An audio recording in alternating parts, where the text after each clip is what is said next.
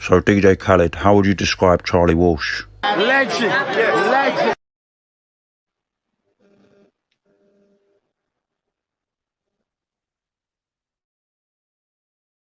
I'm just enjoying myself, you know. I have to say, actually, you were quite when I first time I appeared on Random with yourself and Kieran and that.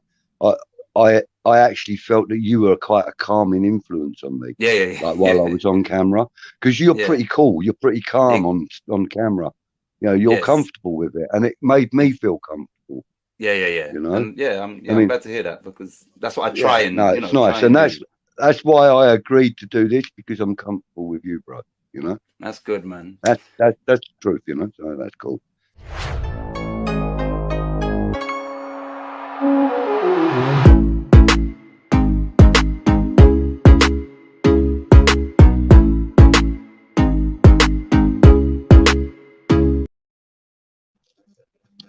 And good evening, good morning, good afternoon, and wherever you are in the country. Right, so we've got a few things to talk about before the upcoming game. We've got a couple of people in the room, 3 people in the room by the look of it. As yet, no comments, so I will waffle on a little bit. What makes us a United West Ham? One of the things that makes us a United West Ham is, first and foremost, the supporters, the fans out there, you, me, and everyone we know that wears claret and blue. That's what makes us the United West Ham. The players that pull on the shirt and give 900% every week, they're the ones that make us the United West Ham. The club coaches and the management and the staff that turn up every day, and they do their best for every single player on the pitch and for every single fan in the stands. They're the ones that make us a United West Ham. So give us an idea of what you think makes us a United West Ham. That's my opinion. It's not always worth an awful lot. So I'm hoping to have a couple of guests in later on. I'm waiting to see if Peach is well enough and available. And I'm also looking to see if my brother from another mother, my colonial brother in Australia, Kieran, is going to make an appearance. I'm hoping he does. That'd be making the chat a little bit more spicy, wouldn't it? We need some comments, guys. So give us an idea of what you think makes us a United West Ham. Some of the things that help towards the feel-good factor is obviously the results that we're getting at the moment and stuff, but it's also things like, you know, the stuff that goes on off the field. You know, Mark Noble might not be playing every week. He might not be on the bench every week, but he's there with the squad every week, and he's there making sure that every man puts in 100% in every session, in every game, in every TV interview, in every post-match debrief. Every single player is giving 100%, because guys like Mark Noble, Kevin Nolan, and all them, they're all demanding it, and they're all getting it. Kieran's in the house. He says, "Give me 5 minutes, brother." No problem, buddy. No problem at all. Oh, good morning to you, Frankie. How are you, sir? I hope you're well. And equally, I hope Charlie Boy is doing well. Don Budgie, thank you very much. It's very kind of you to say so, sir. I don't really feel much like a Don. I can't really have any horses' heads put in people's beds or anything, but you know, it's a lovely sentiment, buddy. Thank you for that. So we've got a few things to discuss once Kieran gets on here. He's obviously pouring himself a kangaroo juice and things like that, you know. So let's see how that goes. Let's see what happens when he gets on here. Well, we've got a little message for you. Go across the bottom of the screen now. I had a phone call from him earlier. Well, I say a phone call, actually, it was voice message. He's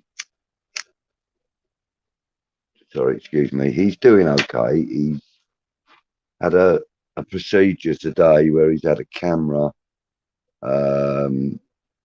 put into him with regards to his lungs, etc. A bronchiopathy or something of that matter. I can't remember the exact name, but they're checking on his bronchial,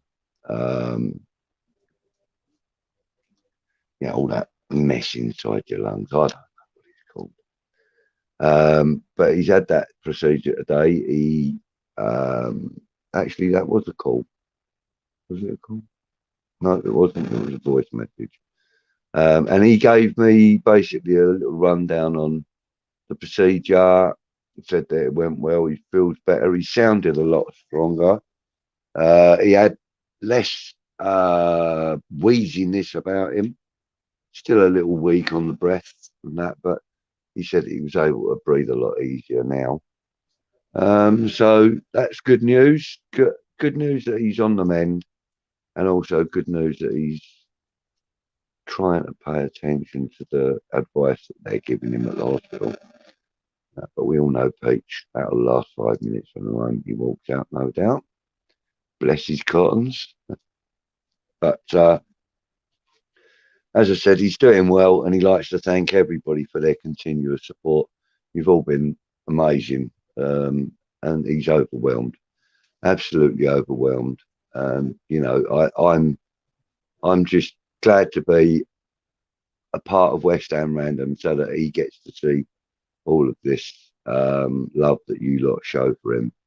Just want to pop this up on the screen for a minute, and then we'll turn the banner off. Look, let's turn that off. As Ray would say, Peach, get well soon, son. Yeah, a little thing I created earlier just for a bit of fun. Yeah. So, Peach, if you're watching, mate, I'm sure that's what Ray would say. Yeah, get well soon, son. Yeah. So, there we have it. All right, so we've got 7 people in the room, and let's go back to the comments and see what we're having up. Good evening, Hammerat. Nice of you to join us. Frankie's in the house. Kieran's in the house. Yes, glad Peach is on the up. Yeah, we all are. He has had to have a little procedure today, as I said, but he's sounding better. He's looking better from what he tells me. I haven't actually seen him today, I've got to be honest. But yeah, he's doing all right. He's doing all right. So give us an idea. What makes West Ham a united West Ham? You tell me. My views are that the supporters and the backroom staff and the players on the pitch giving 100% every time. That's my belief, that's what makes us a united West Ham. And the love that everyone shows on all these YouTube channels, there's lots of them, and we all kind of share a lot of the same viewers, which is great because it means that people are able to spread the word. Like, for example, I might get to hear that in a previous broadcast from somebody else that such and such was said, and that this action is going to be taken. I might miss that, so so information travels really quickly in the West Ham circles, and it's great to see, great to hear.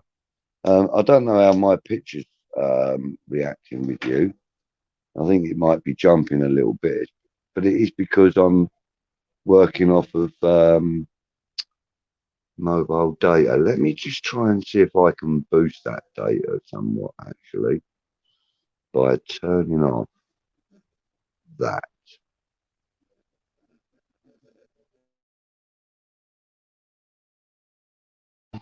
hopefully. Ah, right, okay, so the picture's gone dark.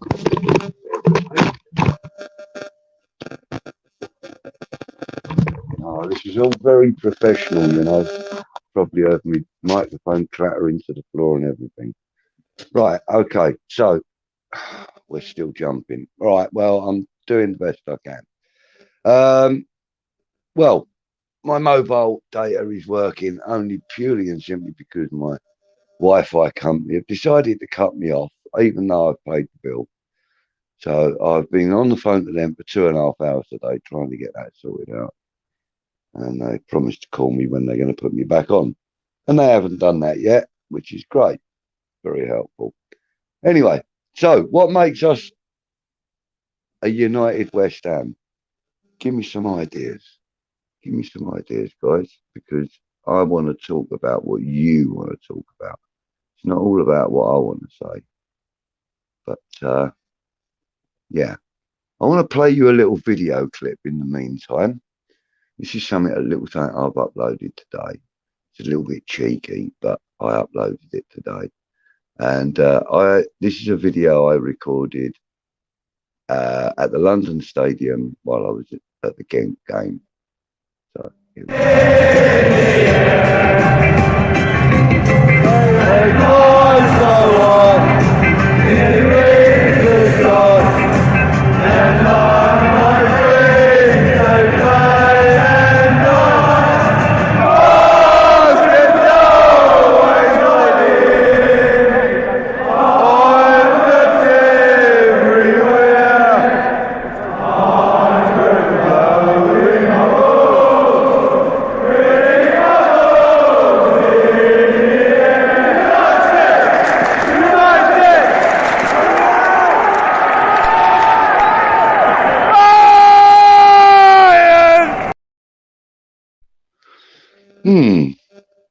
It's a little something, isn't it? A little something to remember. Yeah, that was a good evening, that was. I really enjoyed that. So I just thought I'd share a little bit of that evening with you if you hadn't got a chance to see that in the stadium. That's just a little sample of what it's like on match day. And that's coming tomorrow. Match day is coming tomorrow. All right, that was a European game with all the fireworks and stuff, and it was a little bit different. But no less enjoyable, no more enjoyable than any of the Premiership games that I've been to. So it's, you know, it's a great atmosphere. The atmosphere is building in that stadium. And that's another thing that makes us a United West Ham, I believe. That we've got, 60,000 people in there every week, and every single one of them sings that when that opens up. Everybody, to a man, woman, and child, sings that song. You could hear my terrible voice. It was disgraceful. So we've got a message here from Frankie. We support each other in good and bad times and stick up for each other when stuff kicks off. That's what really makes us united and makes us family. I fully agree with you, Frankie. I totally agree, mate. It is a family thing. It's very much so that. And, that's been evident a lot more since the onset of the pandemic and lockdowns and stuff like that. Yeah, I do believe everything that you've written there, Frankie, and, I found that the love that I've received from the West Ham massive, as it were, was overwhelming, to say the least. It's been overwhelming. Good evening, Lawrence. Welcome. Thank you for joining us. We are massive, mate. We are indeed massive. That's exactly right. Happy Hammerette saying the backroom staff, Moyes, and every single player has belief. Belief that we are great and that we can achieve. That is a standout difference to me. Massive difference. And, I think that I honestly believe that David Moyes. What happened there, Kieran? Kieran, you disappeared. Oh gosh, what have I done now?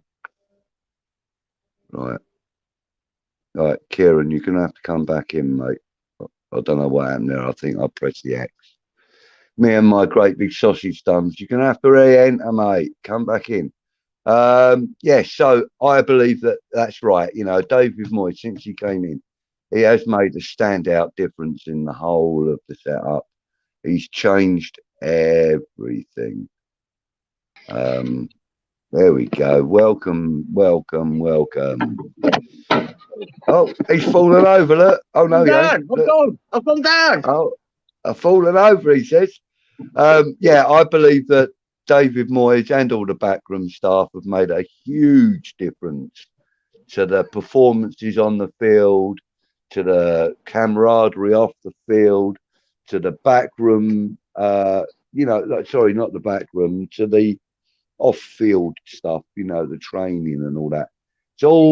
It's all been massively upheaved and revamped, and it's fantastic. One more quick comment. Lawrence says, I've been praying for Peach. We all have, mate. And as I said, I don't know whether you caught it earlier, but I've had a message from him. He had to have a little procedure where he had one of those cameras put down into his lungs and stuff.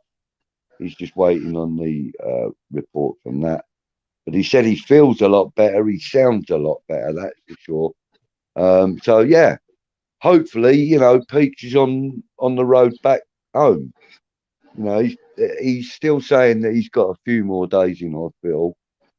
But, yeah, we're hoping and praying that he has a speedy recovery from here on in. What say you then, my friend? What are you up to? Nothing, mate. I just had to do a bit of washing, all the stuff. From being away for a few days, so I had to get them all on there. I'm running out of underpants, bloke. Yeah. So, yeah, I had to go commando today. That's what happens when you've only got claret ones and blue ones, you know. Yeah, you're the one with the pink ones. Yeah, I'm the one with the. No, they're not bloody pink. They're salmon. Salmon. Yeah. Sorry. Salmon.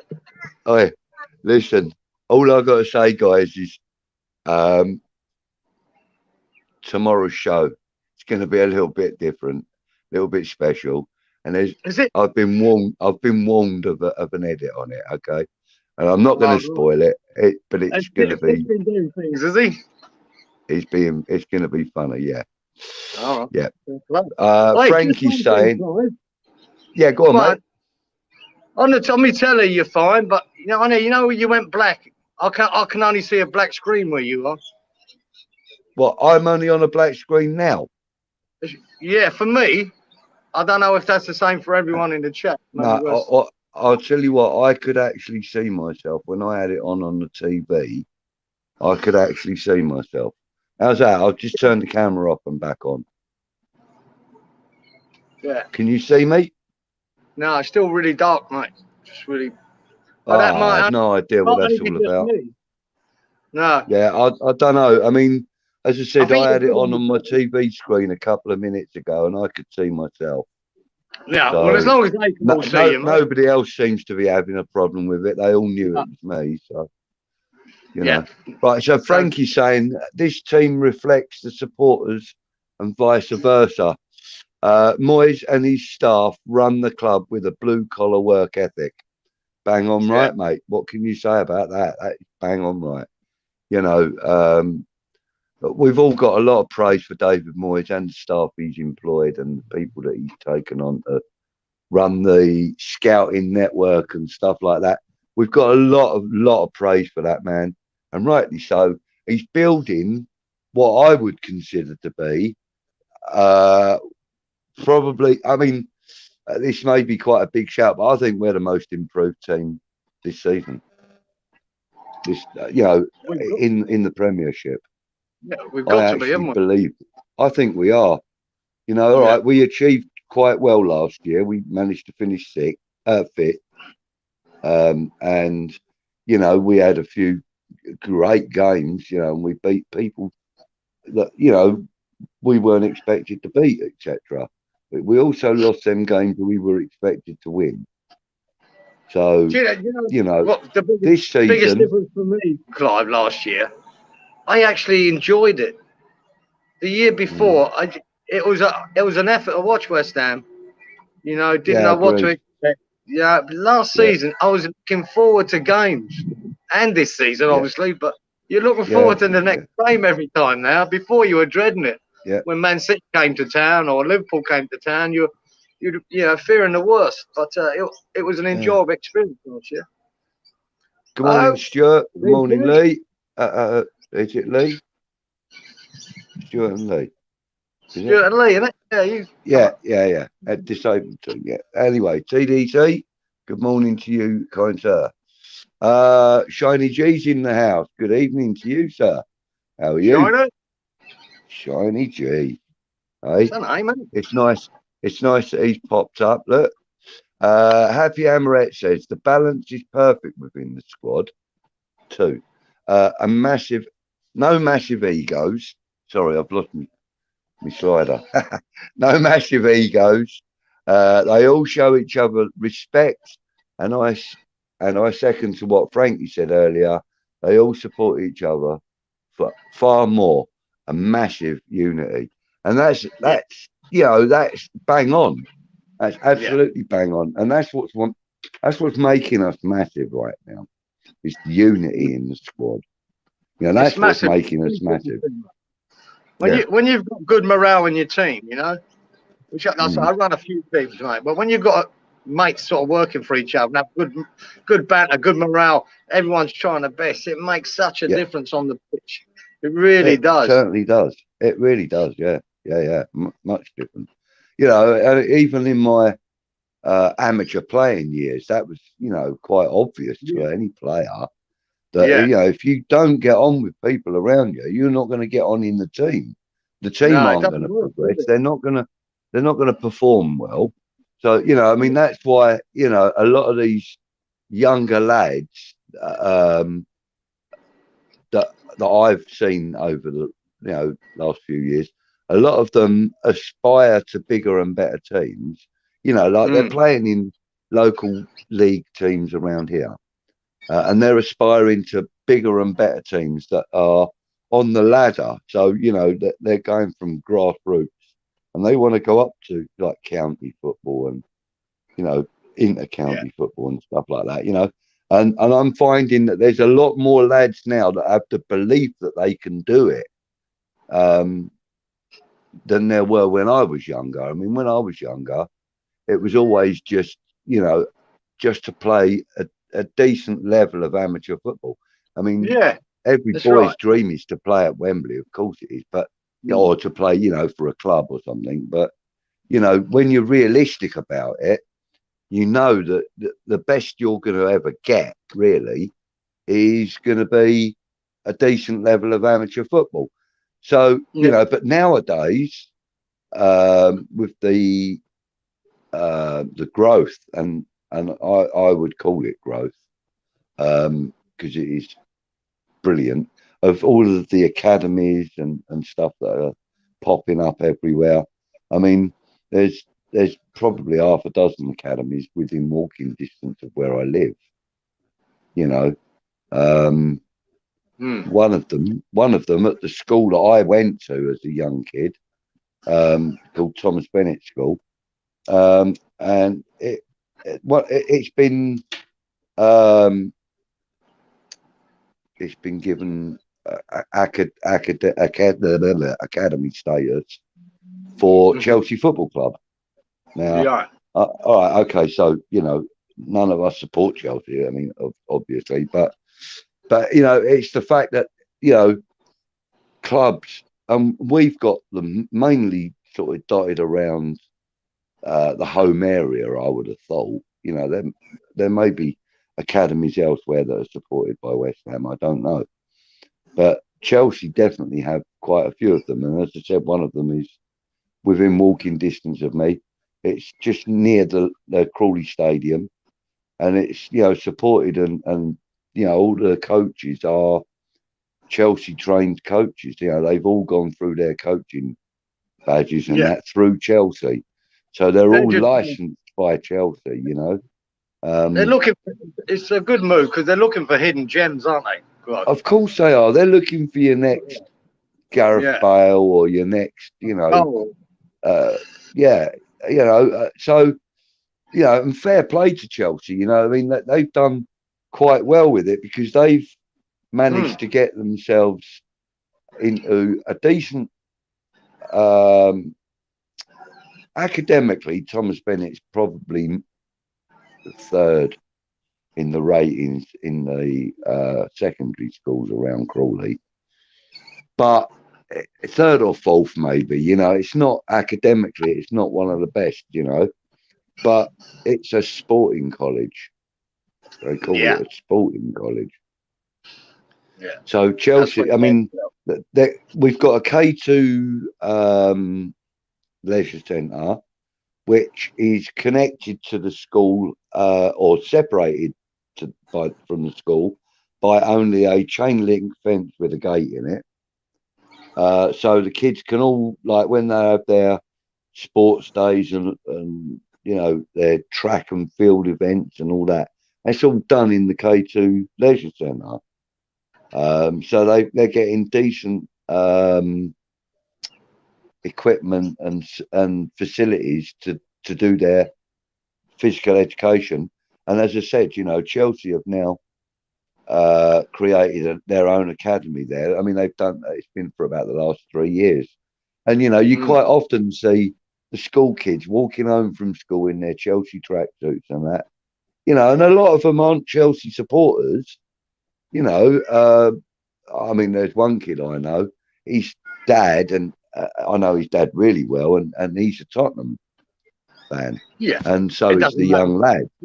No, so is the young lad, but the opportunity to be spotted by the opportunity to be spotted by a professional club in that way, it's got to be irresistible to these young lads. So that's what I'm saying. You know, a lot more of these younger lads now can dream, or they can actually aim higher. You know, they can aim for professional football now because there's so much more of a infrastructure in the grassroots. You know, guys like Titch, right?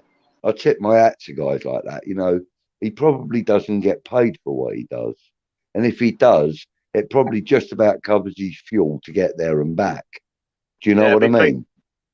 It'd be peanuts, whatever he gets. He probably doesn't even take anything because that's not the sort of guy Titch is. He does it for the love of the game, you know, and for the kids, obviously, you know. But over here, Clive, in Australia, it has gone a lot more commercial with these sort of academies. I don't know if you'd even call them academies here, but guys are setting up themselves and bringing kids in from the age of anything from 8 to 15, and they're qualified coaches. Don't get me wrong; they're qualified coaches, and they've all had reasonable careers in football. But they do charge an arm and a leg for their parents to send their kids there, and it's become big. It's become big business here. You know? Yeah, and I would imagine it's quite good business here as well. I mean, you look at Wayne Rooney; he set up an academy, didn't he, before he retired from the game? I just don't know if he's done that for David Beckham's done a similar thing. You know, quite a few of the ex-players have set up academies, and you know, you got to tip your hat to them, you know, because it must take a lot to set up an academy like that, especially if you're doing it, you know, with a name like Wayne Rooney or David Beckham or someone like that, because you know your name's at stake, you know. So you know, they've got to be employing the right people to coach and to do all the admin and so on and so forth. So has that, Clive, has that happened there? Because even our kids at school now, if they sign up for a team here, they have to pay a yearly insurance as well for injuries and stuff like that, which is they have to buy an insurance for them. Oh, right, okay. Yeah, that's a big cost on top of paying to get trained there. Yeah. Frankie says Kieran, aka Tony Sunshine. Tony Sunshine. Who's Tony Sunshine? What do I know? I don't know, but it suits you better than Jack Hargreaves, isn't it? Let's be honest. Right? Yeah, it's a step up, Clive. That's a step up, isn't it? Yeah. Hammerette says, I can see you, Budgie. That's because I'm in the tree outside your house. Sorry, that's just an ongoing joke. It's an ongoing joke. I'm actually a registered stalker, right? I'm actually Hammerette's registered stalker. She said that she had to register me as her stalker so that nobody else could try and nick my plot. Right. I thought you promised to stop doing that. What's the matter with you? How could I stop, mate? It's such good fun. Frankie says 100% agree, Happy. I've frozen. Yeah, it's because my internet connection's a bit weak at the moment. The disabled team, good morning and happy Hammerette. Yeah, good morning, happy Hammerette. I haven't said that yet. Good morning, Don. Yeah.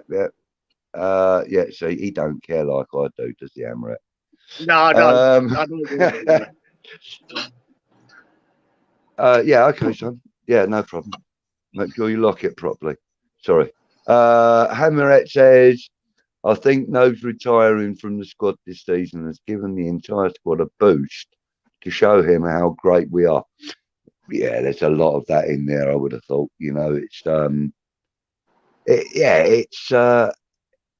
also I think, Hammerette, I think it's also a case that he is giving them the boost as well, verbally and, you know, with the morale and everything else.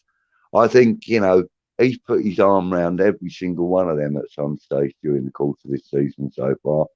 And he's gone to them, look, don't worry. You might have had a bit of a poor game today, but next time it'll be better. You've done really well in training this week, you know, blah, blah, blah. You know, that's, and I think you're right. Noble has given everybody a bit of a boost. And the fact that he is retiring has given him more of an opportunity to be the off-field captain rather than the on-field captain. Yeah, I think you're right, Clive. Do you agree with that, yeah? Yeah, mate, because I think, can you imagine? I mean, we're lucky enough to have Rice on the field and he's becoming a true leader. But to have Nobes in the background at training and, at, you know, in the dressing room, I think it's a dream scenario. It's fantastic. Yeah. So we've got Milesy in the house. Good evening to you, Milesy. I watched your feed earlier, as you know, and I've got to congratulate you again, mate, on your coup of having Chris Akabusi, yeah, of course. Forgot his name for half a second. That was a great show, Milesy. Big up to you to that. He says, morning, evening, morning. I am leaving in 7 hours to go to Wall. Lovely. Hey. Well, enjoy yourself, Milesy. Make sure you're heard, mate. I know you will be. And if you get a chance to get on camera, give it the hammers. If you do the West Ham Fan TV artworks, just mention West Ham Random. Give Peach a mention. Yeah, give him a mention. Just a quick recap on our Peaches. He had a bit of a a procedure today where they had to put a camera into his lungs, and he's waiting on the report from that. He's going to be in hospital for a few more days. They're not quite happy to let him go home yet. Monday, didn't he? Yeah. Okay. So he's not quite ready to go home yet, but he is improving. He sounds a lot better. He feels a lot better. Isn't he? He's in the best place. He knows he's in the best place. Yeah. So, you know, he is doing what he's supposed to be doing, and that's staying at the hospital. Yeah. Even if he is sneaking inside us. Am I still frozen? I mean, I know I can see that my picture's juddering around. Mate, but, I'm just seeing a black screen for me. So, you want me to check my telly, see what you look like, geezer? No, it's all right, mate. Do you know what? I could do that myself, but I can't be asked to worry about it. If I'm still frozen, guys, let me know. I was frozen, but I'm not sure if I am now. I've had the radiators on a little while. I should have warmed up on it. Yeah. Luke Legends in the house. Good evening, Luke. He says, good evening, ladies. Evening, lady. As I'm always. sitting here patiently waiting for your next quip, young man. Yeah. or insult. Yeah, well, that's what I'm saying. That his next quip or insult, yeah. Yeah. I'm frozen on Frankie's screen too. Whether Hammerette says yes, he's frozen. He will get the message soon to tell him. Am I still frozen? I'm not frozen. I don't know. I'll tell you what. Let me turn my camera off. How does that look? Is that better? I've got your picture now with your mask on. Yeah. I'll leave that on for the time being, and I'll just stay because I know my picture's poncing around. So where are we? Right. Okay. Miles is saying, thought I was going mad. Thanks, Frankie. Luke Legend says, hi, Andy. Hope you're well, my man. Haverett saying hi to Luke. Luke saying hi, Mrs. I'm not going to say that word because I will have to get a towel out to dry up all the drool. Right? So, hello, Mrs. Can I say it? Hammerette. I'll say it. Oh, go on, you say it then. Go on, Kieran. Yeah, hello, Mrs. Lanzini. Oh, no, well, she's the stalker there, isn't she? Yeah, of course she is. I've learned from the best, haven't I? I've learned from the best, Kieran. You know how it is, brother. Andy, he says, I'm good, Luke, drinking the last bottle of beer before bed. Well, mate, you need to hurry up and get there because you're leaving in 7 hours.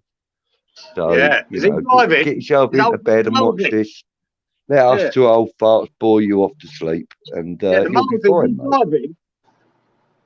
Yeah, you drive him. Oh, no, he's not. He's going on the train, I believe. Is he training it? All right. Actually, do you know, that may have been somebody else that mentioned the train. Do you know what, Miles? He gives heads up, mate. How you getting up there? Hammerhead is in the house. Oh, I'll just click it again. Can hear you, just can't see you. It's Frozen Club. Yeah, thanks for that, Hammerhead. Cheers, mate. I hope that my lack of picture is not bothering anybody. We'd all prefer to see you guys. Yeah, what's happening now? Can you see me now, or is it just a black screen again, Kieran? Just a black screen for me. Yeah. Your thing's gone. Yeah. Kieran, use some of that sunshine to unfreeze Budgie, Frankie says. He can have as much as he likes. He comes out here. Luke says, what are these two old knobheads banging on about? Well, listen, you lot just seem to have happened to have stumbled across a Zoom call. This is a private conversation, I'll have you know. Yeah. What the fuck are you doing here? Yeah. Oh, look. Miles is saying only fools and horses, Luke. Again, Andy, they had their pills or not? No, we haven't had our pills, Luke. Darren Higgins, good morning, all. He says good morning to you. Morning, Darren. Hammerette, Mrs. Lanzini. Yeah. Oh, go on, get the towels out. Here we go. West Ham reunited. Sorry, Marvsy saying had some of the Jamaican finest. Ah, Red Stripe. Nice, nice. I think I know what finest. Red Stripe's good, man. It's better than that Foster's shit. Well, he ain't talking about that. He's talking about what you like, isn't he? What, rum? Jamaican's finest is a doobie, I reckon. No, that's Holland's finest, mate. Over here. What's wrong with Budgie? He's playing musical statues. Yeah, it's that poxy. Do you know, I'm going to turn the camera off if it carries on. It's because my Wi-Fi is down and I'm using mobile data. Lawrence says, hi, Kieran. G'day, Lawrence. Shiny G says, who knew Budgie was such a good ventriloquist? His mouth hasn't moved in 5 minutes. The world's slowest stalker. Yeah, what with me dodgy hip and everything. Yeah, I probably am. You get caught every time, wouldn't you? Oh, you'd get caught every time. Well, it's because I keep falling out the poxy tree. Yeah. I wouldn't mind, but Budgie looks like he has the vinegar strokes. Right, the camera's going off, you lot. Fucking take the piss. I mean, you can't even walk away from the stadium without falling down. Never mind getting up trees. What the fuck? Right, don't start on me, you bastard. Oh, you're supposed to be my mate, for God's sake. Luke says he got sent to Wolverhampton with work about 15 years ago. What a pit hole. Mate, listen, I went there not too long ago when I was doing some work as well. Actually, it was quite a long while ago. It was just after the first Iraq war, actually. And I was working for a company and we were working as subcontractors to the government. Did it look like Iraq? And we were service providers to asylum seekers, so we were helping them find accommodation and stuff like that. Yeah, that was quite an eventful job, actually. I'll go into that one day. Yeah, it's quite funny. Some of the stories I have to tell, they're quite amusing. Luke Legend says, big up Peach. Hope his folks aren't too worried. Luke, as far as I know, his mum was with him most of the day yesterday, some of this morning. He actually had lunch with his dad this morning, this afternoon, I should say. Well, this afternoon for him. I spoke to him about 5 o'clock my time, I suppose. Yeah, 5 o'clock. No, 5 o'clock his time. So I have no idea what time it was. I get confused with it all. But yeah, so yeah, it was 5 o'clock Canada time. I spoke to him, and I told him that I'd be starting at 12:05, which would have been 7:05 Canada time. That was 11:05 your time, Kieran. Yeah. No, it weren't. You told me the wrong time. Did I? It was 10:05 for me. Oh, was it? Yeah, I'm 10 hours in front of you. I'm 10 hours in front of you. Oh, yeah, of course it is. Yeah, 10, not 11. Yeah, shit, my bad. Sorry, mate. That's all right. No, I realised when you put the upcoming event on, then I realised it came up on my thing. Yeah. So I knew you had made a mistake by an hour. That's all. No drama. Shiny G said the last time he saw a face like that, presumably mine, the neighbour's dog was giving him grief. I don't know. He can't see your face, so it must be me. Yeah, no, no. My face was frozen, you know. Oh, right. Yeah. So, frozen Budgie from Hammerhead. You are frozen in a bad pose, mate. Ha ha. Oh, actually, right. Just bear with me. Hammerhead's just WhatsApp me with what she can see. So bear with me, everybody. You may have to chat for a minute, Kieran. I don't do that. I don't know how to talk. Tell us a story, a little story or whatever. Yeah, all right. You carry on and sort your camera out. Oh, yeah, no, it's all right. No? Yeah, go on. Yeah, no. No, I'm just gonna say we've got Wolves coming up, haven't we? And I've probably told you this story before, Budge, can't remember. But in 1975, I was 14. I'd done my first away game out of London. I was 14 years of age, and it was Wolverhampton Wanderers. And we beat them 1-0. And Graham Padden scored a goal from the halfway line. Yes, man, I can see you now, brother. Hey, there we go. That's no, Red Stripe is a great lager, Lawrence says. Yeah, I agree with you, Lawrence. It's a nice drink. I'm not sure if I've ever had that, mate. It doesn't taste hoppy or anything like that. It's Yeah. got quite a I smooth like flavour to it. And it does pack a bit of a punch, you know, if you have a few of them. Hammerhead says, I had a banana bread beer the other day. Really good. Really? Banana bread beer? Wow. Mate, you're going to have to take me to these places where you have all That these sounds weird and absolutely wonderful drinks. disgusting. Unless it's a gay bar. If it's a gay bar, I'm not going. Yeah, yeah. Not into that. No. Backstabbing bastards. Sorry. I'm sorry. I couldn't resist it. Oh, no. Gosh. Luke says he went for a curry tonight in Winchester's finest Nepalese restaurant. Stuffed and bloody lovely. Windows open. The wife.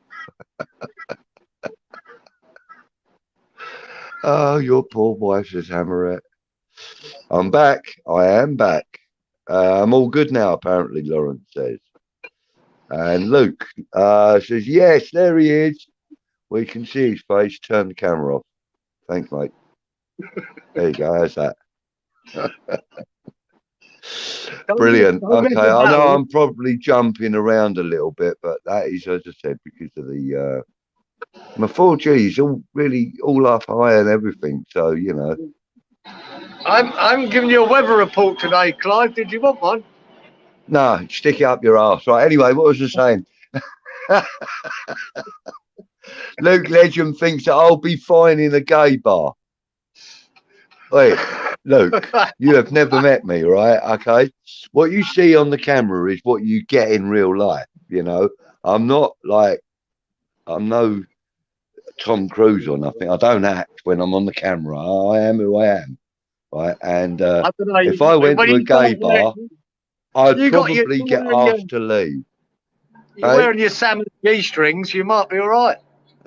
If I'm wearing my salmon G-string, it's not G-strings. I told you, they're budgie smugglers. And they are salmon. At least you got the colour right, for God's sakes.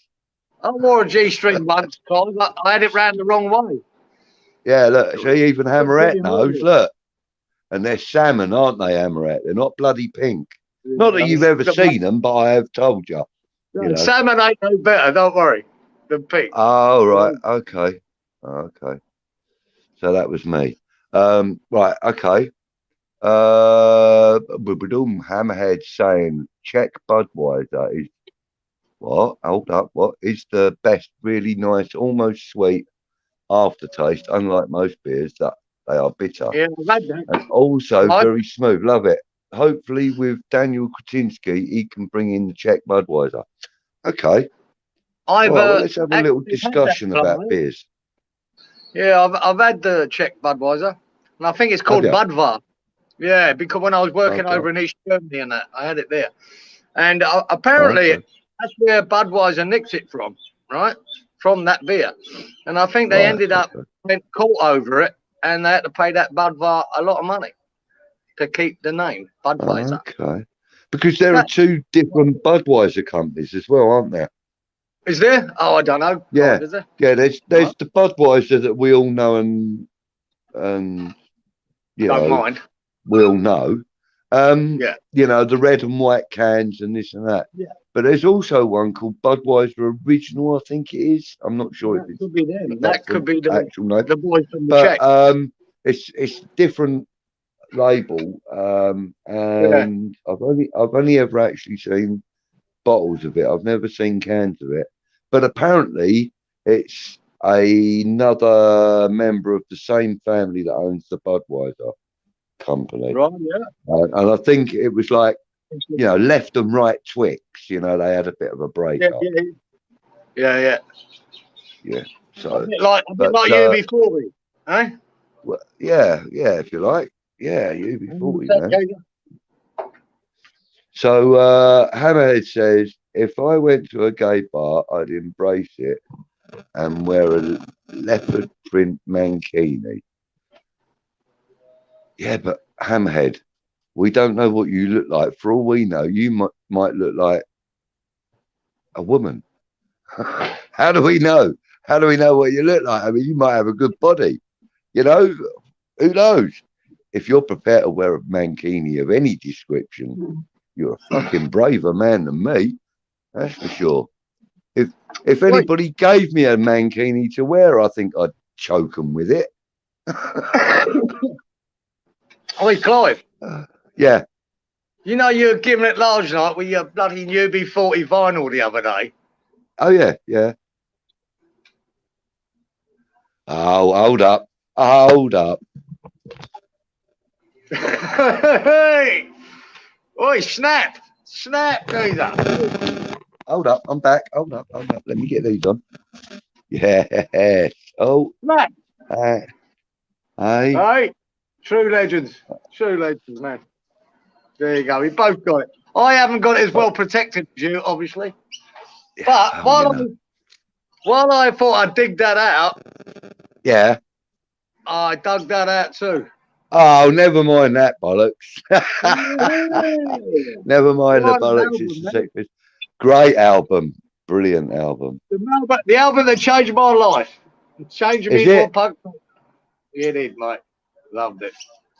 Yeah, there you go. It's still on vinyl. I dread to think if they're scratched up and that, because I used to play them a lot. Yeah. Let me ask you a question. So what? That album there, never mind the bollocks where the Sex Pistols, that album there, that changed your life. That's the album that you're saying changed your life, yeah? Yeah, for sure, because I ended up being a punk rocker then. Yeah. And the first thing I did was go out, got 4 earrings in this ear. And remember, back in 1977, I had 4 earrings and people thought I was a fucking alien. They thought it was really out there then. It was really out there. Actually, people have said that in the chat actually earlier. What was that? No, not really. Yeah, I'm sure they did. Probably Luke. But yeah, but I shaved my head on one side. I had it long on the other. I wore winkle pickers and an old chain on my neck with a padlock. Oh man, I was all over the place with it. But I loved it. I thought it was great because London. Hammerhead says she loves the Cobra beer. London was buzzing for it. Yeah. Hammerhead said she loves a Cobra beer. Yeah, that's not a bad beer. Do you know what album changed my life? Abbott. ABBA? Yeah. Mate, I've never owned an ABBA album in my life. Oh, you should have done. They're good. Oh yeah. If go you on, want to go to gay bars. No, the album that changed my life was War of the Worlds by Jeff Wayne. All right, really? That completely changed my life. Do you know what? I'd never heard that album, and kind of confession time. I went through a really rough patch quite a few years ago, and I had to go to anger management and anxiety management and stuff like that at the hospital.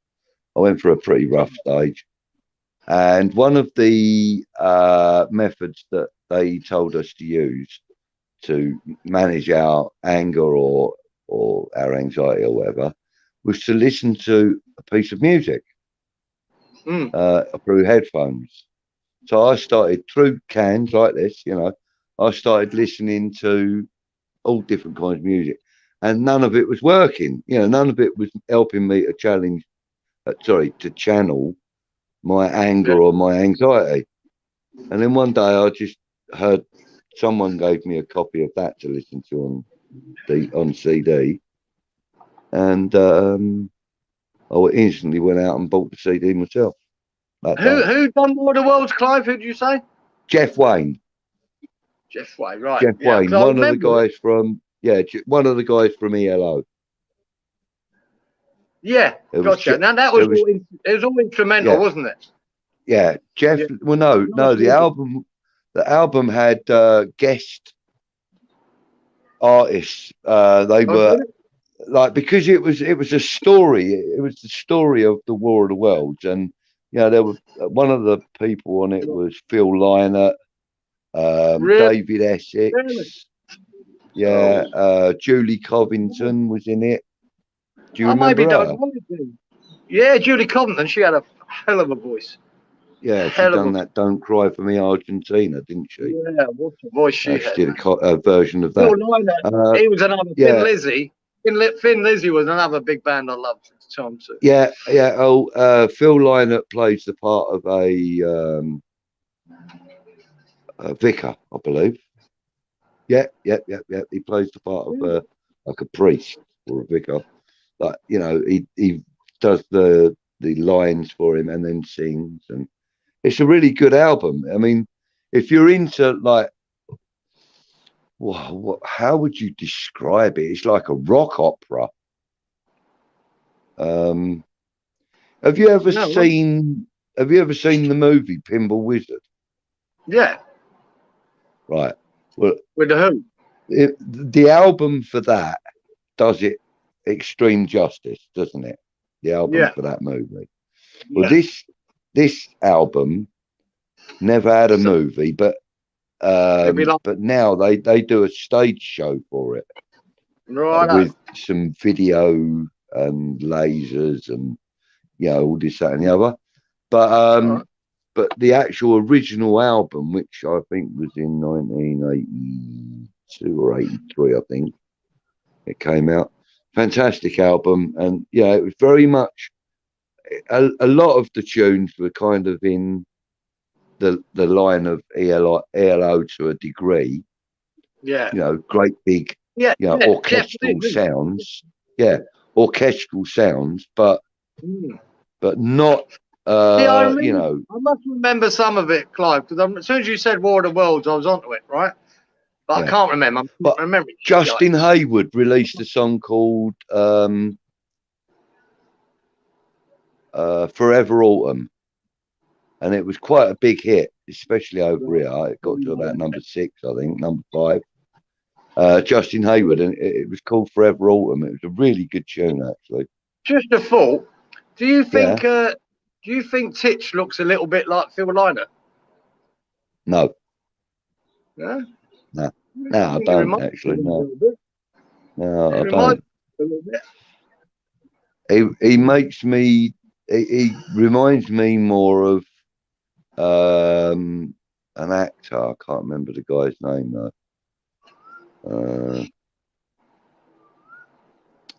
Anyway, it's completely gone. It's completely gone. Let's go through a few more of these comments. Anyway, Hammerhead says you can't beat the Czech Budweiser. Highly recommended. Better than normal Budweiser. Thank you very much. Lanzini in an MA. In a MA. What's that, mate? In a Mo. Lanzini in a Mo. In a MA. I don't know. That's an A, isn't it? Yeah. Oh. Lanzini in a mankini. Only Hammerhead could think of something like that. Lanzini in a mankini. I bet that's a new song. She's going to be making up a song about it. She'll be singing it on the train down from where she lives to London. And she'll be singing it. She'll be singing it. Lanzini in a mankini. She's going to be singing it. You know she is. Yeah. See, look. Shiny G says that he's happy Hammerhead thinking about Lanzini in a mankini. Yes, regularly, Shiny, regularly. Luke Legend says, I have been to a gay bar, cracking mojitos. It was good fun and no absolute bell ends pretending they are gangsters. Well,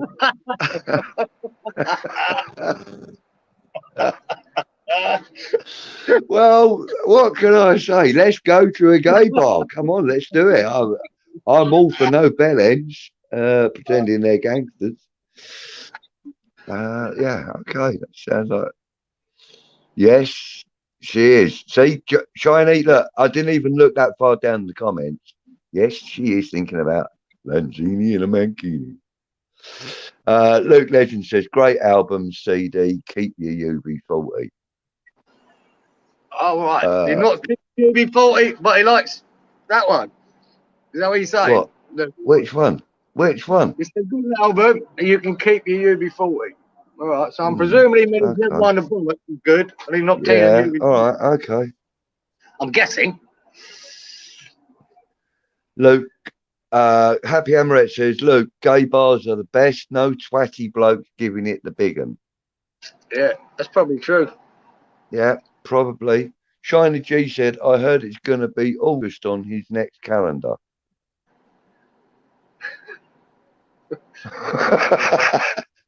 Did you see? I had no idea what that's about. That is awesome, Kieran. Respect. Oh, that's the album for the album. Luke Legend says, none of these albums are Guns N' Roses. Appetite for Destruction. Have a word, chaps. Wait, listen, Guns N' Roses are all right, but you know, Americans talk trying to look good. I had hundreds of records, and only ever did I ever own one Guns N' Roses album. Yeah, I think I've got one.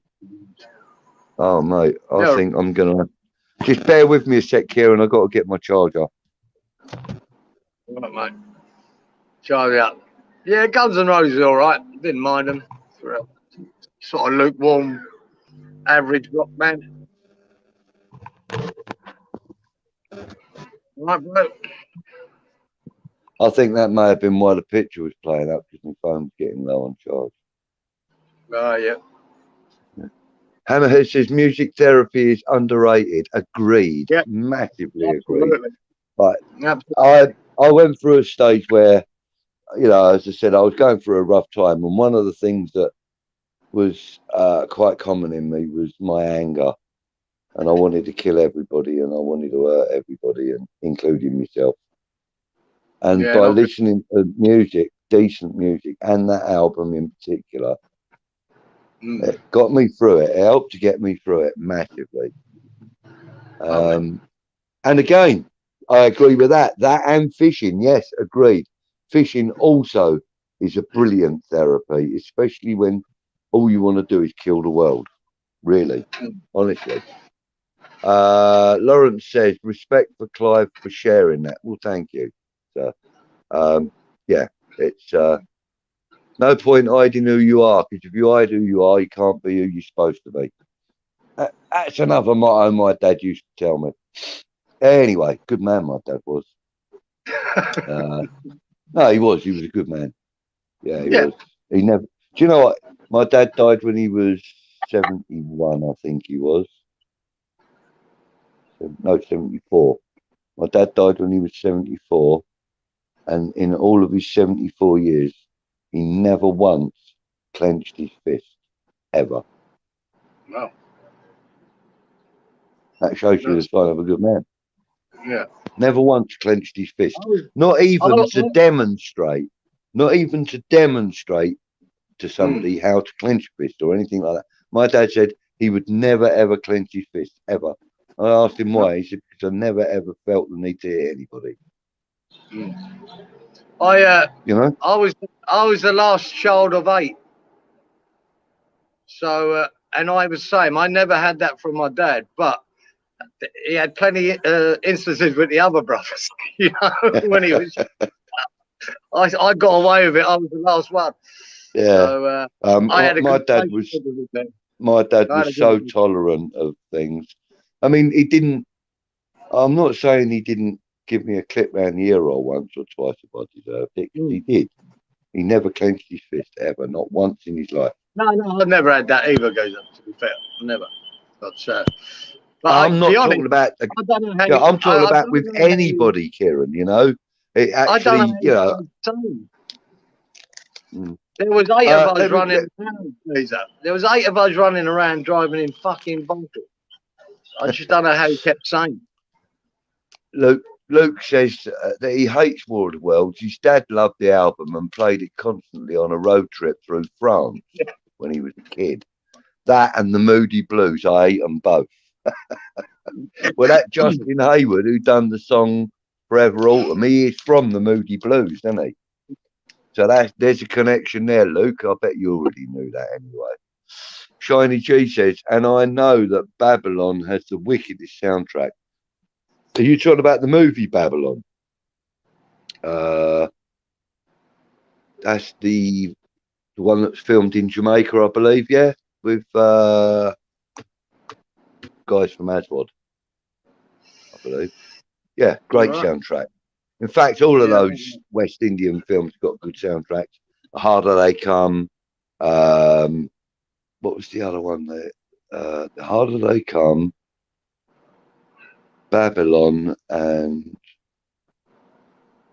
another one. I'll think of the name in a minute. I'll think of it in a minute. But anyway, there was another great film. If you're into the reggae, anyway. Shiny says Bowen's on fire, Lanzini in a mankini. Bowen's on fire because he's with Danny Dyer. Lanzini's in a mankini because he's Italian. No, he's not. He's Argentinian, you fool. Right. Frankie says Guns N' Roses, nothing but bangers and slash melt faces. Brilliant. Alan Parsons Project from Darren. Not familiar with that. But I'm familiar with it. I can't remember it. I'll have to have a little YouTube on that later on. Luke says, lads, if you have a music streaming thing, play Dinosaur Jr. Where you been? Mind-blowingly brilliant rock music about 1991. All right, hold on. Hold on for 1 second. I've just got a screenshot. Don't know that. Yep, screenshotted. Thank you. Right, I'll look that one up. Tenzin's in the house. Good morning, good evening, good afternoon. Tenzin, you're my idol, he says. I don't know. Every time I'm in here and he comes on here, he says I'm his idol or someone is his idol. I'm hoping that that's actually aimed at Peach. Hang on, sorry, I haven't put it on the screen. My apologies. You're my idol, he says. That could be you even, Kieran, because I've heard that he used to like Jack Hargreaves, so it could be you he's talking to there. I don't think he's that Rockers, old. That's the other film. Thank you, Shiny. Rockers, that was good. That was really good. A few decent cameo appearances in that one, if I remember rightly. Oh, that Guy Ritchie puts a good soundtrack to a film, doesn't he? Yeah, he does. Yeah.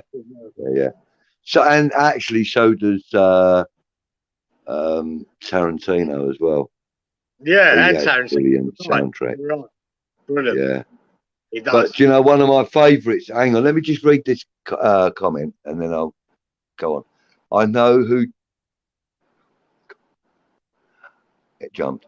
I know Justin Bloody Hayward is that, and my mum's Elkie Brooks obsession.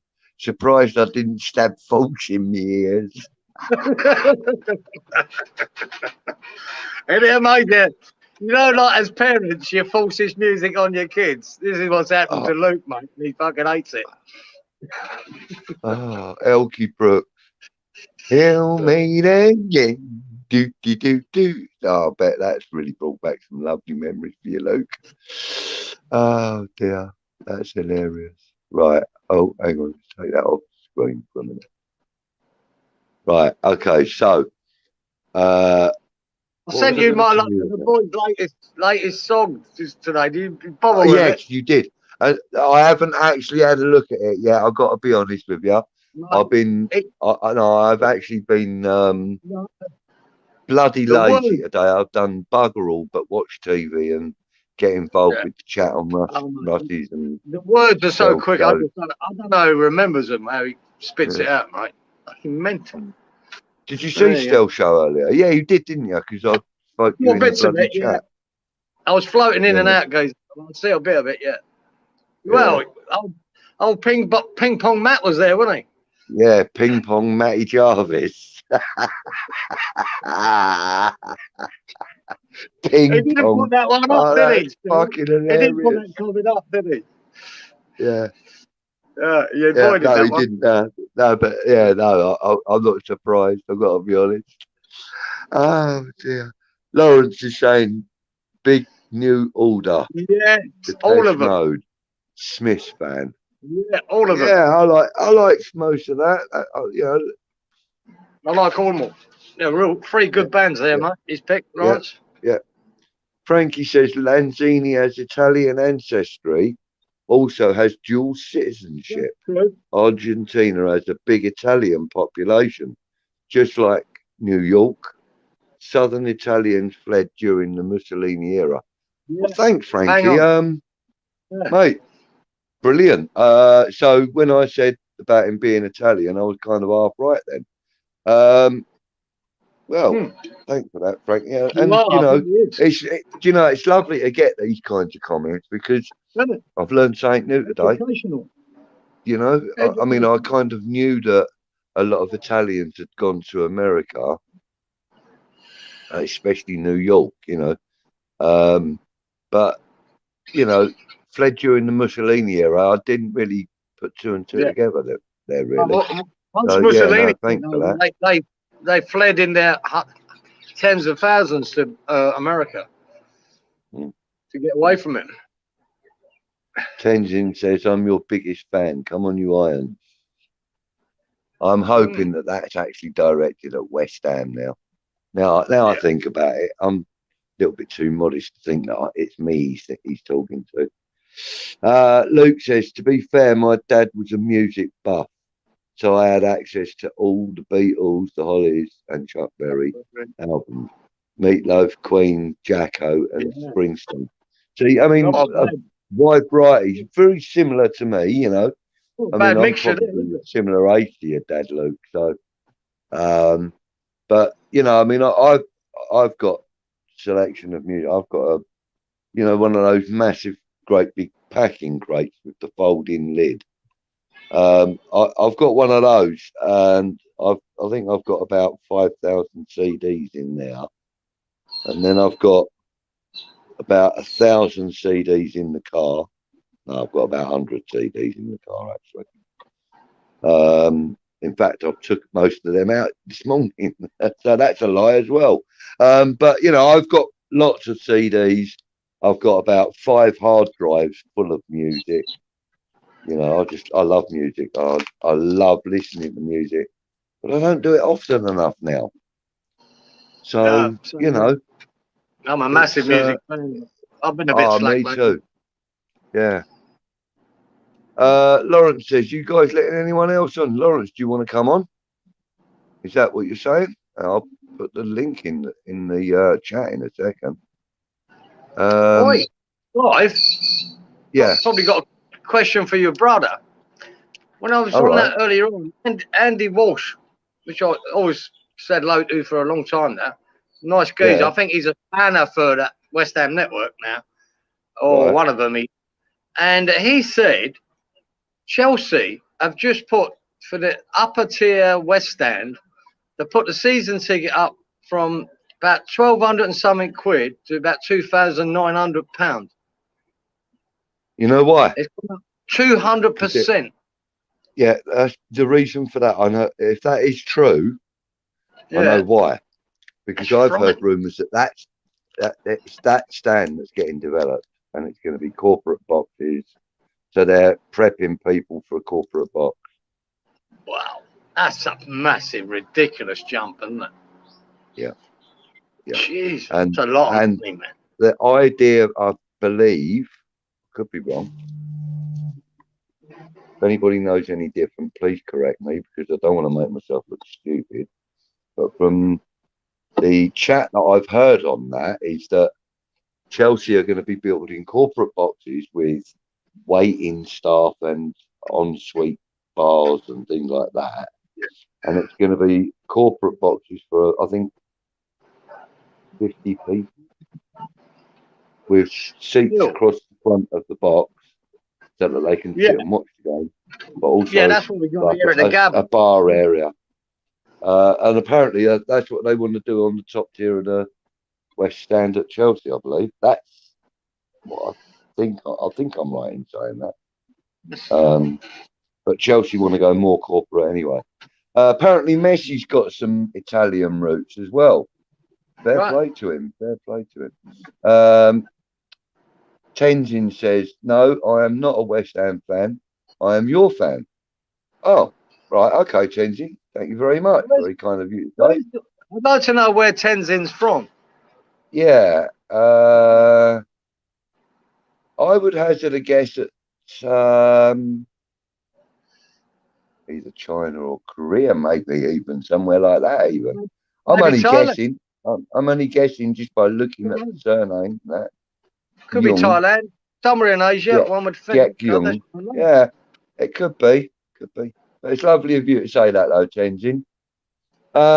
Fever's in the house. Good evening, James. Yes, Don't forget, guys, to go over and subscribe to E20 Zone TV as well, because he knows the truth. Look, he's got it there on the screen. We are massive. Thank you for that, James. I wasn't aware that you knew that, but now that I do know, that's brilliant. Darren says, what a compliment, Tenzin. It's true. That is, honestly, I feel very humbled by that. Thank you, So Tenzin. you should. For being a stalker, you're lucky to get that. Oh, Luke says, the old man is 74. He saw them all. Has tickets from when the Beatles came to the theatre in Southampton in the early 1960s. Imagine how much that would cost now. That's that brilliant, would be a very expensive gig to go to. Yeah. And I would imagine that's ticket, a nice memory to have, isn't it? Yeah. And I would imagine that ticket, or those tickets that he's got, they would probably in an auction in somewhere like Liverpool, where they've got other Beatles memorabilia being sold, and there are collectors looking and stuff. I wouldn't be too surprised if it's a pair of tickets that you would probably get a four-figure sum for them. I reckon they go for over $1,000 just because they are Beatles tickets, 4K, lads, get with the times. Shit costs $1 these days. People will pay it to charge it. Days of buying a ticket on the day for a tenner have long gone. And you know when I first walked into the North Bank, geezer, yeah, it was 50 pence. It was 50p to get into the North Bank on the day, over the counter. Tenzin says he's from New York City, so he's obviously not that far away from Frankie then. Because Frankie, I do believe you're Manhattan, aren't you? Correct me if I'm wrong. No, I know you're in the New York area. He's Brooklyn. Frankie should be Brooklyn, yes. Why did I say Manhattan? I don't know. But it's still part of the New York area. I'm right. So there we go. Lawrence says, I would come on, send the link. Lawrence, give me 2 seconds. Kieran, read that out and then talk about it. What's it say? Oh, gosh, yeah, go on, talk about that. That'd be funny. Kieran, worldwide famous. Yeah. Are we? I think infamous might be the word. We might be infamous. I don't know. Right. How many people you got? Worldwide amongst 10 people. Yeah. But we are international. We are. Right. In the chat now, you will find the link there, Lawrence. Click on that, mate. I'll get a notification. And I'll bring you in. See what you've got to say, my friend. Before he comes in. Yeah. You sure you don't want that weather update? You sure? Yeah. I could. Oh, go on. Give us a quick weather update in Brisbane. It's sunny. Is that it? 28 degrees and sunny and beautiful. I thought you were going to wear a pencil-lined skirt, high heels, and walk up and down in front of a nice little black green screen. Pointing. Jesus. Pointing. You do know how to fucking disappoint me, son. Lawrence says, love James. You wouldn't be the first one that said that. Right. Oh, hold on.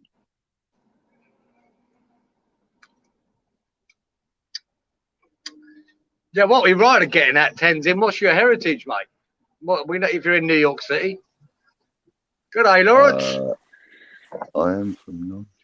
Hello, good day. Hold on a minute. Somebody else has popped up in there to come online. I bet it's Jamesy. It'd be Jamesy, wouldn't it? No, it actually says I am The from Fever. Nigeria. How you doing, Lawrence? Good. Can you Right, hear me?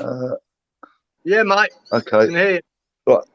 Oh, good. So, Sir. How hi, are you, Lawrence. buddy? How are you, sir? Good.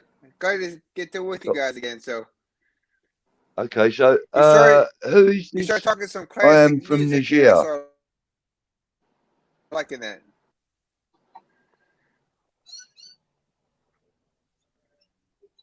Can I ask a question? Oh, right. Hold on. Oh, so obviously this guest has chosen to mute themselves. I'm going to remove them from the stream because they're not going to chat. So, right. Sorry about that, guys. Lawrence, how have you been in the last week or so since the last week, sir? Very good. Just like everybody working and stuff like that. So you guys started talking some very good music. So I was very entertained. I grew up like I said, I'm 51 years old now. So I grew up like in the 80s, and I like the Smiths, Depeche Mode, New Order, like Sex Pistols, like all that stuff. That was in like the late 70s. So that got my interest. Yeah, yeah. We were all big fans of that. I was a big fan of all the bands you named, Lawrence. I was a big fan of all of them, and especially the Smiths and Depeche Mode. I think they were brilliant. Thank you so much. A lot of people don't give Smith much credit, and then when Morrissey went off on his own, but that was some great music, man. Great music. Yeah, they did. Yeah. So Who we got? Am I breaking up? No, you're fine. I can hear you all right. Okay. I can hear you all right. We've got Nick in the house. Nick, say hello. Check. Nick, you going to chat? Clearly not. Okay, well, let's make some room on the screen then. There we go. Okay, right. So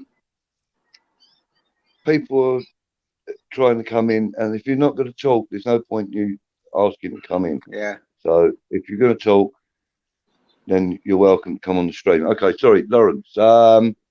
Looking forward to tomorrow's game, sir. I definitely am. I think against the Wolves tomorrow. I think I see my prediction 3-1. I think I see Fornals continue to lead in the game, and I think between Fornals and now we have Johnson, we are had Rice, that we are fucking massive.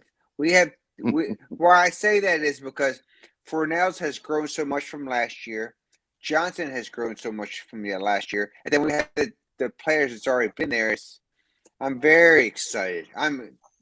For us in America, I don't know what time it is going to be, Karen, in your place. It's 9 a.m. for us in the morning. So I'll get up early. I know it's you have to get a tape delay, but I'm ready to go. I have my gear on. I'm ready to go. I say 3-1 Hammers. Nice one. Good evening, James. How are you, sir? Good, mate. How's it going? All right. Yeah, you sound tired, buddy. Are you all right now? Oh, he disappeared. Okay. All right. Well, if you want to come back in, James, let me know. Karen, what time's the game tomorrow if it was live in Australia? What time is it in the UK, Clive? What time's kickoff? Kickoff is it 3? 3? I think it's 3. Is it 3? Yeah, it's 9 a.m. Sure. where I'm at. We've got. Listen, we've got some idiot in. Well, right. If it's 3 o'clock, it'll be 1 in the morning for me, Lawrence. Oh my God! You're just gonna tape it? Tape it up, of course. No, right? no, I'll get up and watch it. For sure. You're the man. That's all I can say to you, buddy. That's all I can say to you. Respect. even if I tell Nick, myself, I'm not going to bite. Sorry, guys, just hold on a minute. Nick, I am not going to bite on your stupidity, mate. Whoever you are, pack it in because you ain't going to get any more airtime out of me. All right. So anyway, Luke Legend's in the house as well. Luke, good evening. Morning, all. Oh, Hey, good morning ladies. to you, sir. How are we? How are you? We're Is that awesome. Yeah, I'm Lukey? all right. Yeah, mate. Got Luke Legend in the house. Fucking hell. Right, Lukey. You All, fucking all knobhead. around the world. Look at us. Hey, that's pretty good, Luke Legend. I see you all the time on the post, so that's kind of cool. Yeah, just nobbing about mostly. Yeah, bro. Cool.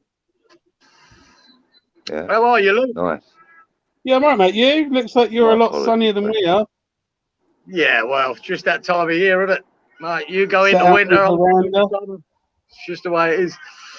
Yeah, we don't get sunshine like that though, do we? Let's be honest. With your palm trees in the garden.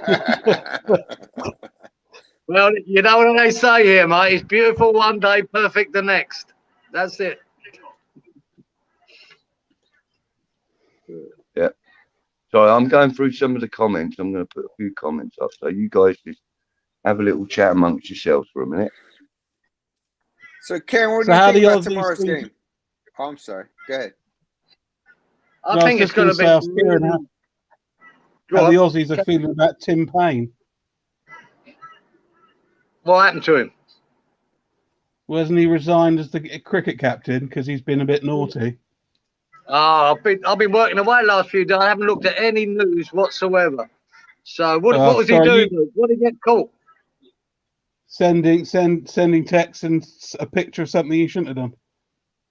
Ooh, another one. Jesus Christ. Thought that was Well, Shane Warne. That's never happened before. No. Man Yeah. has camera, man has penis. It's going to happen. Exactly. So you confident tomorrow, lads? Because I'm a bit nervous. I'm a bit nervous myself. I think it's going to be a hard fought game. I think we might just edge it. But I'll Well, tell You you look what, at I where they don't are. You look at where they are on the table, where they've crept up to. Where Yeah. 6 weeks ago you probably thought they weren't very good. You look at the table; they're not far behind us. No, they've had a good run recently. So they've been nicking games 1-0, and they're looking dangerous now. Jimenez is starting to come into it again. So and that the Asian boy that got up front, Wang, he's starting to look fucking tidy. I think He's it might looking rest on how fit Rice is, because if he had the man flu, you know what that's like, lads. That's 3 weeks out of the game, isn't it? Yeah. I don't see it though. Yeah. I don't see the Wolves. I mean, I understand what you're saying, but people are underestimating Liverpool, and now understand they weren't good. That's an awesome team we just beat.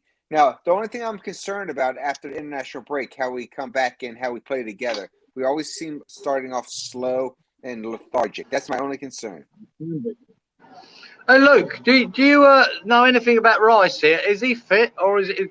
Nobody seems to know. Do you know anything? Well, I don't know. No, he was ill, wasn't he? Yeah.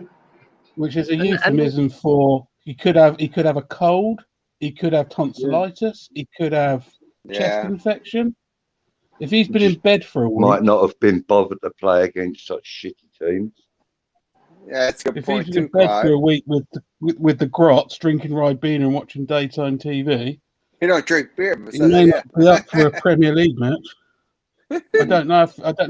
He's physically fit, but he might not be match fit. If you know what I mean. Yeah. So we might be. You never know. Then we could be seeing Crowell starting the game. Nah, Declan Rice will play. They won't, yeah. Declan Rice will play. It's just how he can command that midfield. Now, I would like to see Crowell more. I really would. But I think after the COVID incident and coming back being fit, it slowed him down. A lot of the fans want to see Crowell more so. But Rice is going to play tomorrow. Yeah. Well, I tell you what. See Frankie's comment there. Who's going to score for us? I would hazard a bet on Dawson. That's what I think will score for us. Set piece of header? It's going to be a header. Oh, yes. Dawson and set pieces, I reckon, is a great chance of scoring. Do you know who I'd put a bit of money on? I'd like to see Antonio get a goal out of the box like he did against the U.S. Last time. That was awesome. I've never seen him do it out of the side of the box. That thing was nice. I'd be inclined to put something on Fornells to have a goal tomorrow. Oh, I agree with that. I got that. I got this big feeling that Fornells is going to get himself in double figures this year. Yeah. I like that. Yeah, I had a little bet on Ben Rama being the club's top scorer this year. That's going to go down the pan, isn't it, by the look of it? Yeah. He ain't getting me. When Lingard comes in January and he goes off to his African Nations Cup, he might not get back in the team for a while. Probably not. That's Probably concern, yeah. Yeah. Kieran, is that like James, the whole month of James January is saying that he's out? that Rice will definitely play tomorrow. That's what James is thinking. Sorry, there it is there. And he also says Bowen to score. Yeah. So Frankie, I'm sticking with Dawson. James knows his stuff when it comes to the old odds and the gambling and having a little bet and that on the games and that. And if he says Bowen's going to score, well worth having a listen, mate, because he knows his stuff. Is that James to the right, the bottom left? No, no, that's Lukey. That's Luke. It says right now. It was saying Ed's on TV. I know what James. I'm going to do here. Look, watch this. Right, let me just. Do that. Luke's back now. He's on mute, but he said, "There." Luke's How does that look, boys and girls? Now you're getting it live. That's more professional. Look at that, mate. Hey, can I get? I want to my man cave. Give me a beer. I'll be right back. Okay. James is saying that Bowen scored twice, home and away. Bowen did, yeah. Yeah, it's not a bad shot. Not a bad shot. I just fancy Dawson to get one, bro. Oh, really James, I hear his voice. That's James. It's breaking up, but he's there. James isn't on the feed. That's Luke Legend in the corner. Yeah, what kept popping on it? On my feed, it kept showing his channel. Now Luke Legend. So there's a comment, I think. Yeah, no, that was just a comment. Yeah, that I can do that again. Twice in a way. Yeah, got it. Oh, good. So there we have it. So, guys, I've been live for an hour and a half. I can't believe that. James also says, big shout out to the Hammers stateside. Lots of love, yeah? Because we know that, you guys haven't chosen, you Americans haven't chosen to support West Ham for glory. We know that, you obviously got deeper meanings for it. So, yeah, we appreciate the support from the stateside, Frankie says, I like Bowen to score, just bet it. Put it in, put a little cheeky tenner on Dawson as well. Odds were nice. Yeah. Nice, Frankie. Yeah. So at some point after the game tomorrow, I will go live. I'm not going to interfere with anybody else's streams. I'm not going to clash with them. I'll find a slot and I'll give you at least half an hour's notice for when I'm going to start. And Frankie, let me know how your bets went, please. Because I like the look of them. A little cheeky tenner on Bowen.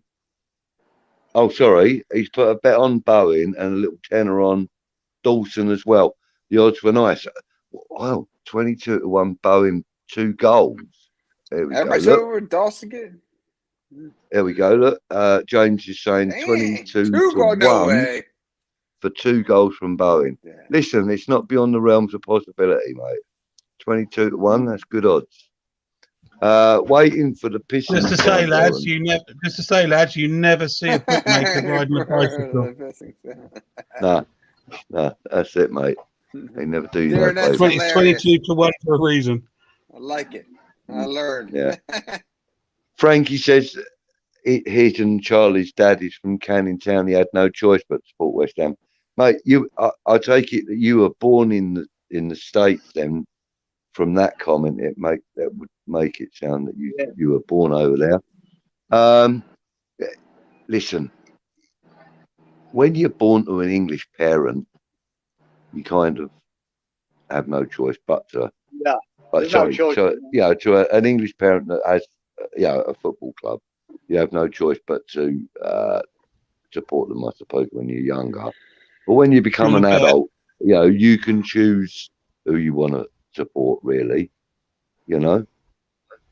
So the fact that you've stayed with West Ham, it's good in my book, mate. What was you saying there, Luke? Do you want to bet that you can go against who your dad supports? Oh, really? Because that's what I did. Oh, really? Who's your dad support then? Well, they're all my family in Southampton. Oh, right. Of course, yeah, they would be. Yeah. All right. So what made you choose West Ham then, Luke? Tony Cottee. That's 1986, 1985, 1986. That's as good a reason as I've ever heard, friend. I was about 8. He was brilliant and scored goals. Yeah. Nice. What more do you want? Yeah. Well, no, that's it.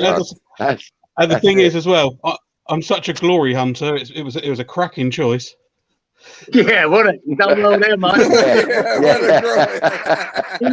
Not one a sausage. Look, you must lose a lot of money on that fucking betting. Yeah. Now do you know what? Yeah, now do you know I don't bet. He's gone through as many boxes of tissues as we all have, mate. I can guarantee you that, mate. Budgie, my private life's my private life. Now trust you to turn the fucking tone down. Frankie's saying, we were born in the States. Pop came here in 1980.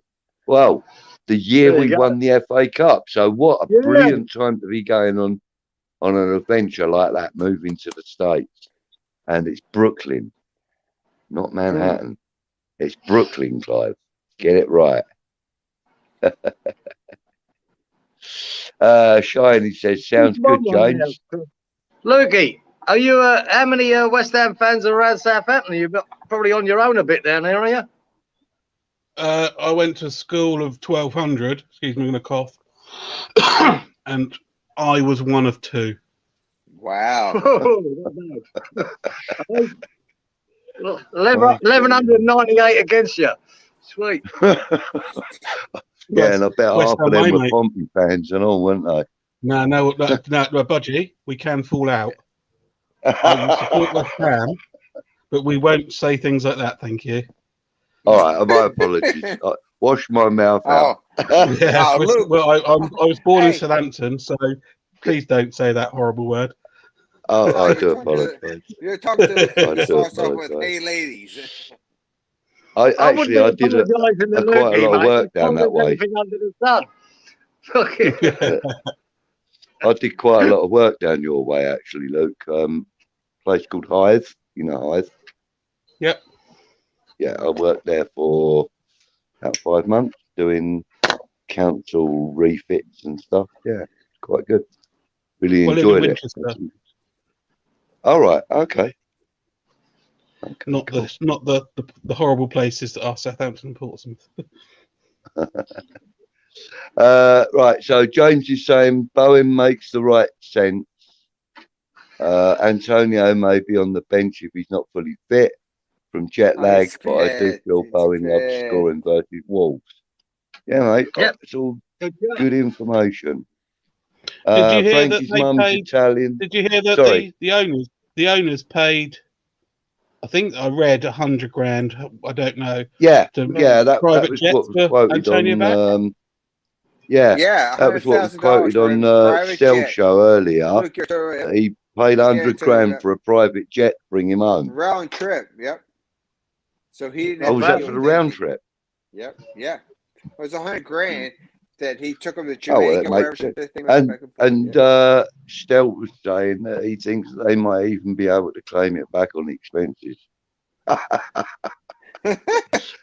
find that quite funny. Yeah, I find that funny. Private jet on expenses, love that. Yeah, I wonder if I could get away with that. Frankie's saying his mum's Italian, his dad's East London, and they're 100%. Oh, we're 100% massive. Yes, indeed, I mean, we are. I was trying to get, So I does was your trying mum- to get it out of Charlie Boy on the day when England played Italy in the final. Which Yeah. way was he leaning? Which way was he leaning? I've got a funny feeling that him and Frankie might have been leaning on the Italian side. Well, if they did, I they were on the right I wouldn't side, blame weren't him they, you either. know. I wouldn't blame him. Frankie, let me know. Does your mum support West Ham as well, or is this just a male-orientated thing in the family? Because it's my mum. It's because of my mum that I support West Ham. Actually, my mum and my dad, but it was my mum's choice to take us to the game that day, and that's where I got my love of West Ham from. Frankie, E20. Right, so basically, James is talking to you. I bet the win and the over on goals 1.5 paired it in a hacker. My prediction 3-1 Hammers. Whatever that means. Easy day. Yeah. Did they give any of the other UK-based squad a lift home? I doubt that very much. I doubt it. Hey, I got a question for you guys. Would you offer him a lift home? I fucking wouldn't. You don't give him shit. But I got a question for you all. Kane has been terrible for the Spuds, but now freaking all of a sudden, now they're not playing good quality. But England, he's scoring goals left and right. Intentional, easy to win. What's your thoughts on that? No, don't believe everything you read on here, Lawrence.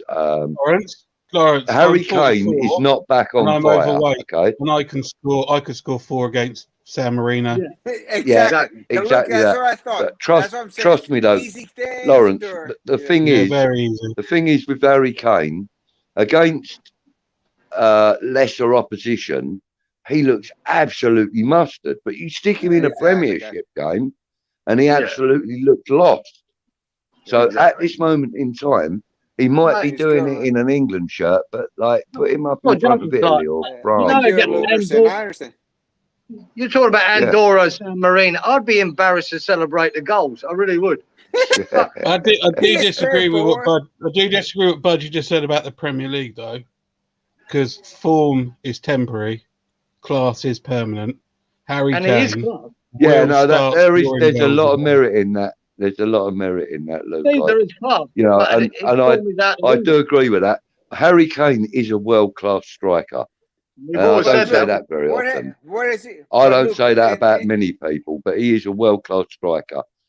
But as you say, form dips, and at this moment in time, stick him in front of a Premiership team, and his form isn't good enough to perform.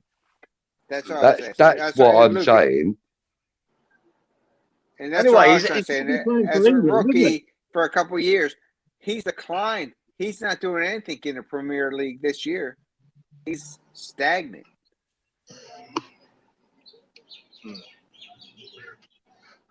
Yeah. Well, he's happy playing for England. He's not happy playing for Tottenham. That's the big difference. Shit.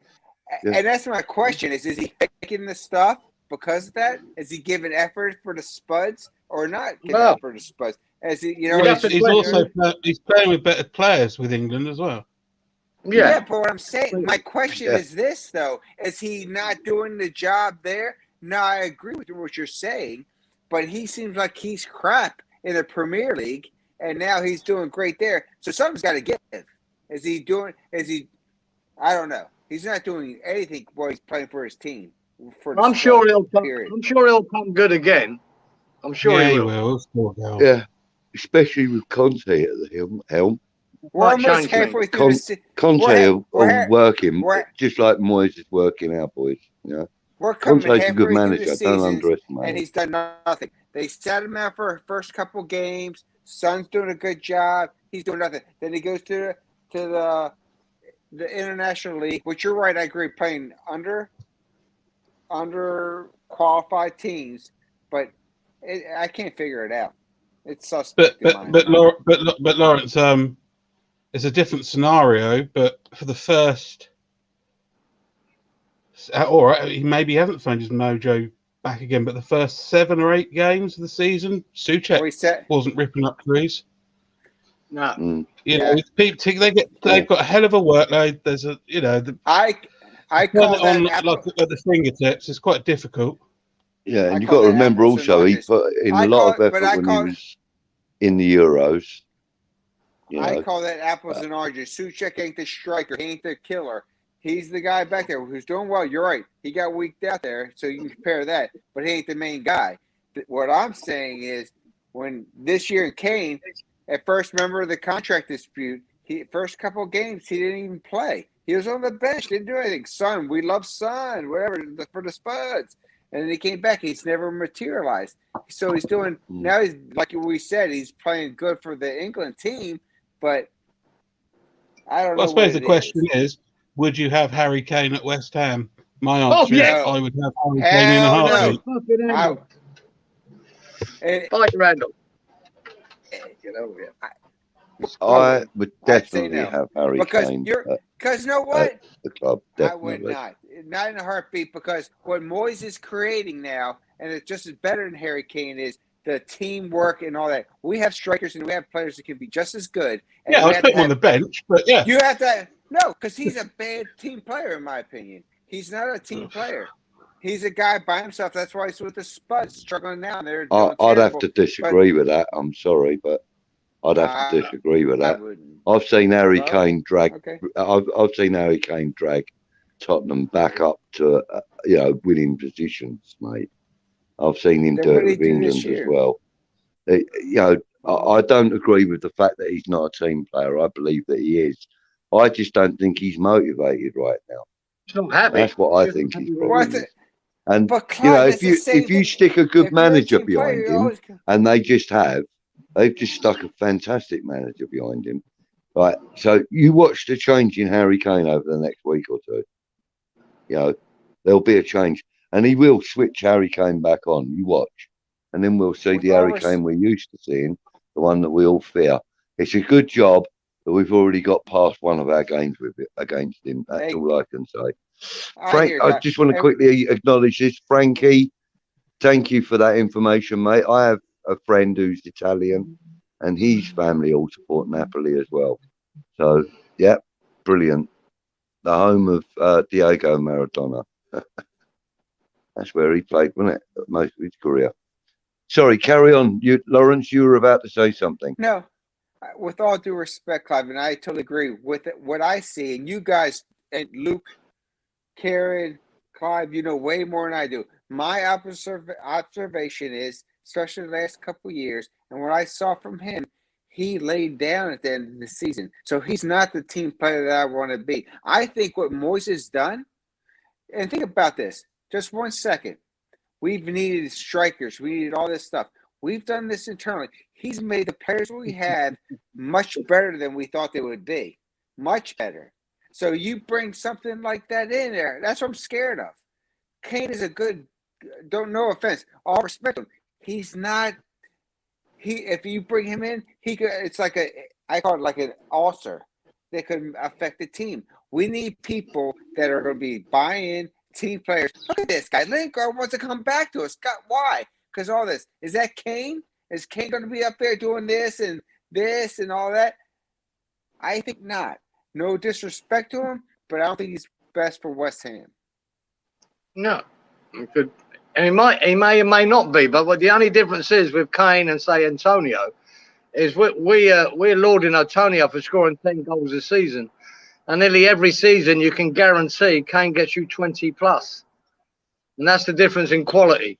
Whether he's right for West Ham, that's another issue, another question.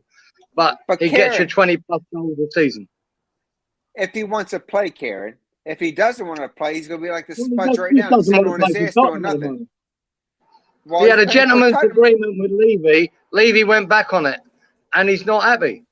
That's all. So that's what I'm saying. So he's not a team player. He's going to listen to the organization. He'll sit on his ass. That's what I'm saying. Right, why not, will not. That's what he's doing right now. You can see what he's doing in the country club. But you see what he's doing. We can turn a Man United boy since he was like 2 months old, like Lingard, and get him doing that after scoring goals for West Ham. Well, we can do it with Kane. Moyes can do it. Moyes might change him around, but we can't afford him anyway. So It's a mute point, really. That's true. It's good debate, but you're right. It's a mute point. I'm gonna address this comment from Shiny G. Says, I ain't gonna lie, it's hard hearing a Hammer have a good word to say about anything linked Spurs. I get that, Exactly. and don't get I me agree wrong. with that. My hate is real, also, James. You know, I really don't like that club. I don't even like saying their name. I don't like that club. But what I do respect is a good player. Don't care who he plays for. Harry Kane is a damn good player. He's a world-class striker. You know, and Heung-min Son, he's a damn good player as well. He's very Don't good, care who he plays for. He's a player I would also like to see at the London Stadium. So, you know, I'm not going any further because I don't really care too much about that club. But, you know, I make no apologies for bigging up a good player, regardless of who they play for. If Cristiano Ronaldo had gone to Millwall, would that make him a shit player? No, that's a good point. It's a good point. I agree. It's a good point. You've got as well as Clive. You know, I don't mean to sound like I'm getting angry because I'm not. Sorry, I'm just putting my point over. But you know, the thing is that someone play War of the Worlds. That's all it. I've got my earphones in already. So yeah, hey, look, bear with me for a minute. You've just had a Tottenham legend in Glenn Hoddle, right? Who was a magnificent player. Tell everyone that Rice is the best player in the Premier League, whether you agree with that or not. That's a Tottenham legend saying that about a West Ham player. So surely we could, we're allowed to praise a Tottenham player when he's good enough and he is world class, whoever he may be. Doesn't matter. Can I say one thing? And I totally agree with you. So maybe I didn't put it in the proper context.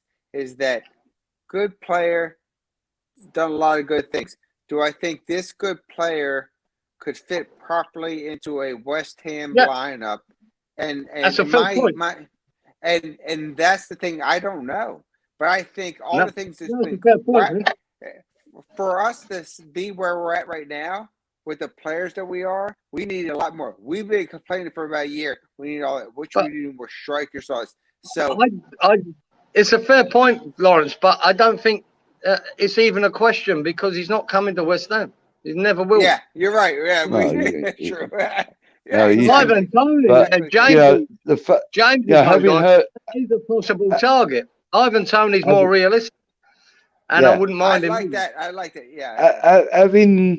Having heard that though, I would put across the argument, you know, being the devil's advocate, if you like, I would put across the argument that would you not have enough faith in David Moyes to be able to direct any player, regardless of who it is or who they play for, if they come to the London Stadium?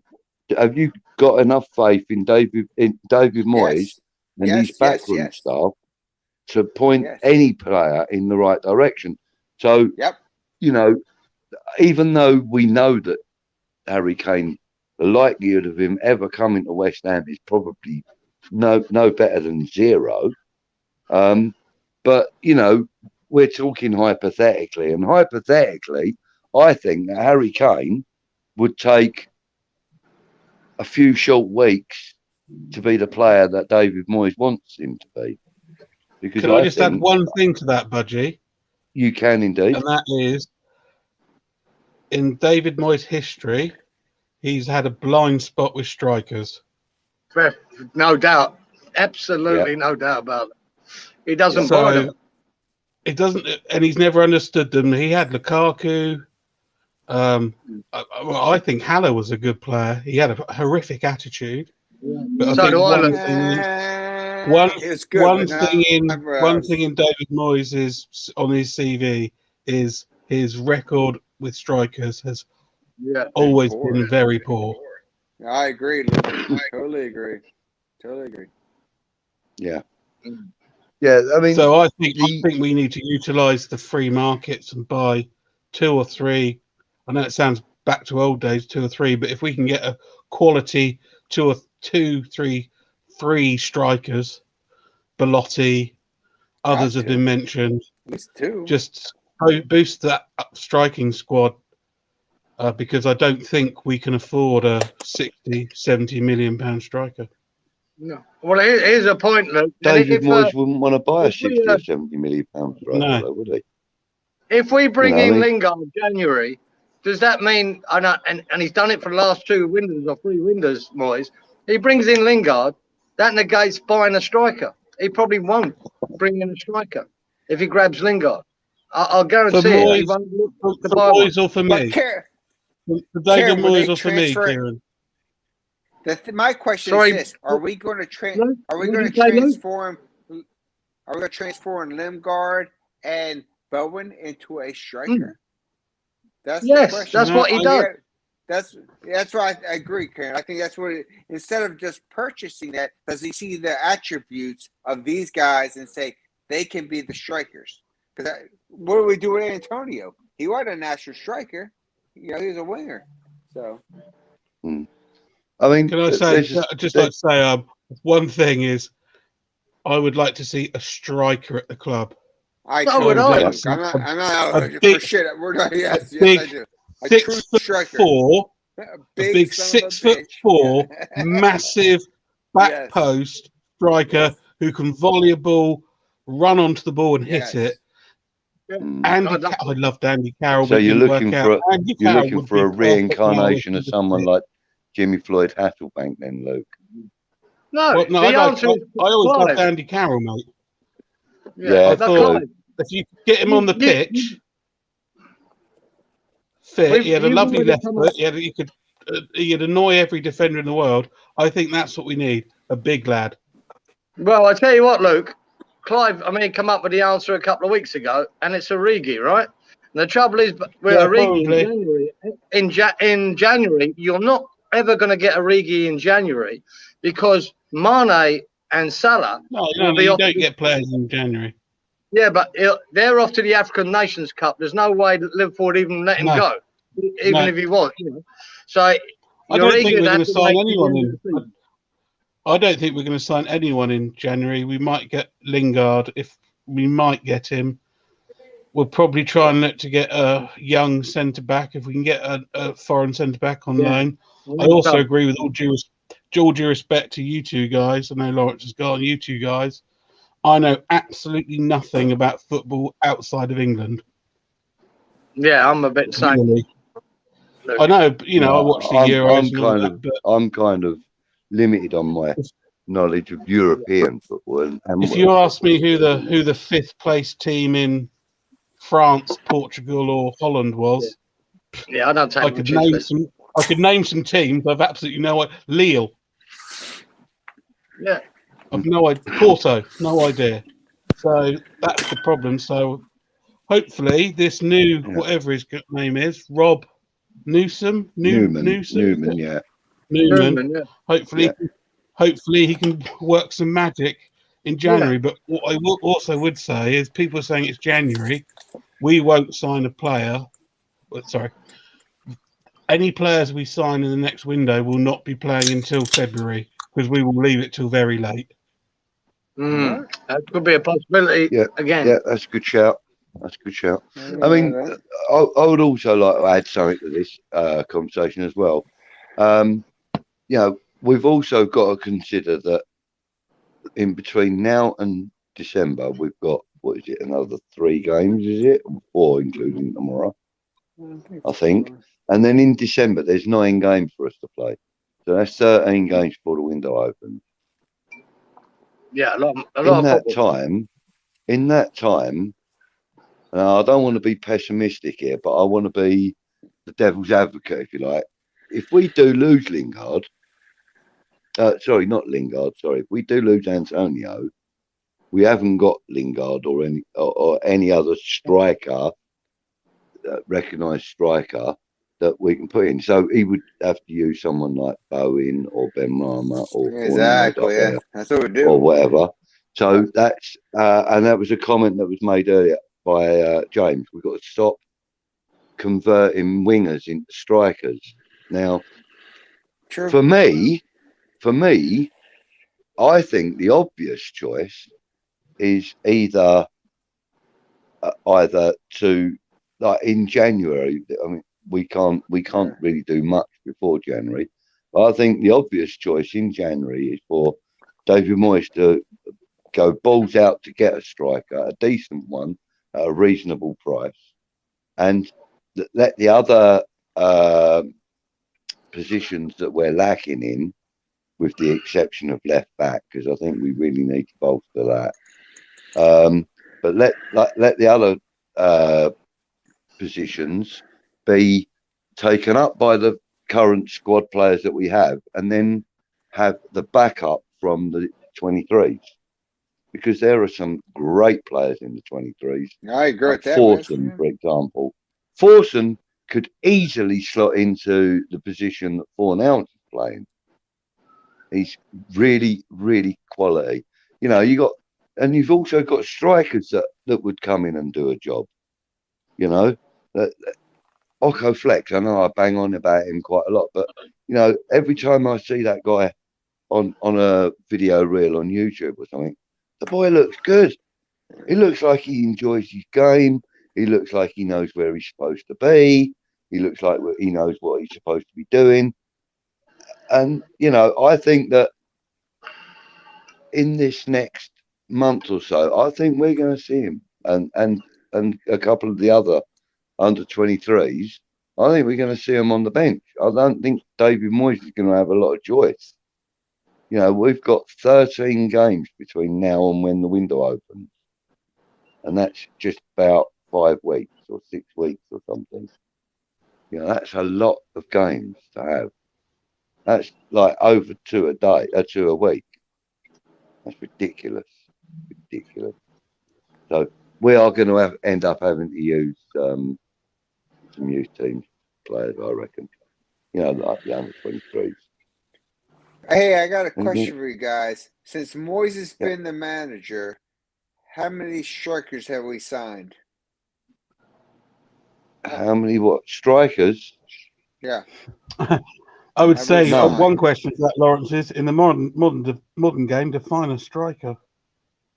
Yeah, well, a good point. But the one since Moyes has been the manager, he hasn't actually purchased any. It's going to my question, Luke. Go ahead, continue, Clive. Continue what you say. He's the only strikers that Moyes has signed has been under 23s or younger. Who signed? He hasn't signed any senior strikers since he came to West Ham. Either of his things. Luke, you're getting to my point. Haller was signed by Pop. But the fact is, he has sold a striker. Pellegrino. As well. Yeah, that was Pellegrino. So my point is this with Moyes, and Moyes we trust, and I trust him, is that he seems to think in his mind, if we don't get the top line strikers, which is okay, he can transform someone that can place that. Now, I'm not saying that he's plugging and placing, but that's what he's doing. He's not. His mindset is not. If his mindset was on strikers, he'd be signing strikers. We got Haller before Moyes, and I thought he was a flop. Good guy on playing good on not a Premier League team, so he's doing great. But he transforms people. Antonio is not there. He's backing people up. If Antonio's not there, he's thinking maybe Bowen, maybe even Benrahma. So that's it. In my opinion, that's what his mindset is. But the thing is, in my opinion, is we need a strong striker. But that's all I got. Yeah, when we were, was it when we're 1 or 2? We're 1 or 2-0 up, and we sit back and can't retain the ball. That is where we miss a unit up front who can take the ball, hold the ball, bring people into play, and we haven't got that. And that is where I think Moyes, that's his blind spot. That's his risk. That's his risk. I agree.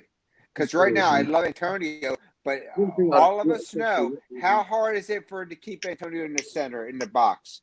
This guy is a winger. He so much leans to the left, leans to the right. We need a striker to stay center. Does how many drifts off? You know what I mean? So we had one of those in Sebastian Haller, and he was David Moyes terrible saw for us. fit to sell him for Well, I thought for he reasons. I thought I watched him. I thought he was lazy with us. I didn't see much energy. Now he's going to 8 tracks. Well, Agreed. Agreed. He wasn't A lot of lazy. people felt He wasn't the same. lazy. He was French. He's kicking ass now, but he wasn't in the Premier League. In my opinion, he was Yeah, sorry with us. He was, but that's about understanding different kinds of players. Yeah. He obviously had talent. He always had Yes, ability. for sure. All right, if it didn't work for us, he moves on. We say goodbye. We're doing well. Bye bye. But that doesn't negate the point, as you've said. We need a big lad that in the middle of the park can get the ball, hold it for 2 to 3 seconds, and then shift it and move it. Yes. Because unfortunately, when we go 2 or 3 up, when we're up and we're defending and the ball keeps coming back, with Antonio we don't have an out ball. It's just his pace. It's not about physicality in the air, and that's what we miss. We miss a big lad. Let me ask you a question then. I'm 5'10" and 3/4. So I don't think I can do it. I'm 7'2". How tall are you, mate? Okay. You're 7'2". You're in, pal. Get your boots. No, I'm 5'11", about 170. Luke, Callum Wilson. Retired Navy. Would you like to have seen him come? Yeah, but Callum Wilson's fine, pacey, very good, really good striker. Would love him in our squad, but again, it's hamstrings, it's groin injuries, it's thigh injuries, we need to thing. But going back to Harry Kane, whatever you say about him, he's either injured or not. There's none of this. We need to just rest him to make sure he plays or he doesn't. Yeah, we need a reliable number 9. That if he's not playing, he's happy to go on the bench and we can rotate because we've got a lot of games to play. Well, that's why I think Divock Origi's the perfect choice for us. As Kieran says, we're not going to get him because January Liverpool lose some African players, so they're not going to sell him in January. Yeah. Oh yeah. I mean, we're not going to get him in January, that's for sure. But you know, he is a person that I think that if we targeted in the summer, we might just get him because that would then obviously give Liverpool a chance to. In the summer, it's a different equation because in the summer we could be in the Champions League, we could be in the Europa League, we could be in none of those. This could be our best season to push on to that top 4, and if you want to do that, you've got to take advantage of this January window, whatever way it is. What about Joe Linton from Newcastle? You might not get this chance again for years. It could be years before we get this chance again. You need to kick on January. And if you've got Newman in charge now of the scouting project, and then you've got that Georgie Santos, he's the European scout. Between them two, they must have enough contacts and know enough to find us a striker, maybe a centre half and a left back. And if we get Lingard on top of that, fantastic. And we're forgetting about Vlasic. Vlasic might come good. I ain't been impressed with him so far, but under Moyes, I think that boy's going to be like a new signing after Christmas. He might be. I think we're to find a left back in the summer, only as much as I'm not too bothered about left back this season because I know it sounds awful. Yeah, but I could let it go. We can switch Glenn Johnson over there as well. Yeah, we can. Awful. It's not about the depth. It's not ideal, but that's like asking a centre forward to go and fill another position. You know, that's, I agree, but we need Ben a striker. Johnson is naturally a right-footed player. He's naturally a right wing back or a full-back, if you want to call him that. You know, I don't think that playing him over on the left is doing him justice. I know he could probably do a job there, but it's not doing him justice. Do you know what I mean? That's almost like asking Creswell to play on the right side, in my opinion. Well, okay. Well, when Mikel Antonio's hamstring pings on February the 2nd, give me a shout because we need a striker. Yeah, I know we do. I know No, we do. Look, I you're know we saying need a anything we're striker. talking about, but I agree. Well, how many windows now has Moyes ignored buying a striker? Is it 2 or 3? I mean, we knew this situation when we had the summer window and we only had Antonio. Moyes knew that situation and he did not buy a striker. No, So but he did sell Haller. what does it make us think any different that he's going to buy one in January? January. I'm not convinced. I have two things. Listen, guys, I've been on for like 2 hours and 10 minutes. It's like 2:15 in the morning, and I really do need to start thinking about getting some sleep and that. So I'm going to go through a few of these comments, but we are going to have another show tomorrow after the game, and I'd love for all of you guys to come back on and give us your thoughts on the game, and what you saw, and maybe give us a bit of a rating and that as well. So if you're up for that, guys, after the game tomorrow, as I said, I'm not going to interfere with anybody else's streams, but I'll fit us in for about 40 minutes or something, half an hour, 40 minutes, maybe an hour, and we'll have another little chinwag tomorrow if you're up for that, guys. Yeah, we'll see after the game goes up. Yeah. Cheers, lads. You take care. Yeah, 3-1 Shiny's saying Hammers, going to have to 3-1 make Hammers. Brentford an offer they can't refuse on Tony. I think so. I think so too. Right, listen, guys, it's been really lovely chatting with you all, and everybody in the chat. Thank you very much for your contributions, your comments, all the love that goes out to Peach. Guys, what can I say? Tomorrow it's West Ham. Oh, sorry, Wolves, West Ham.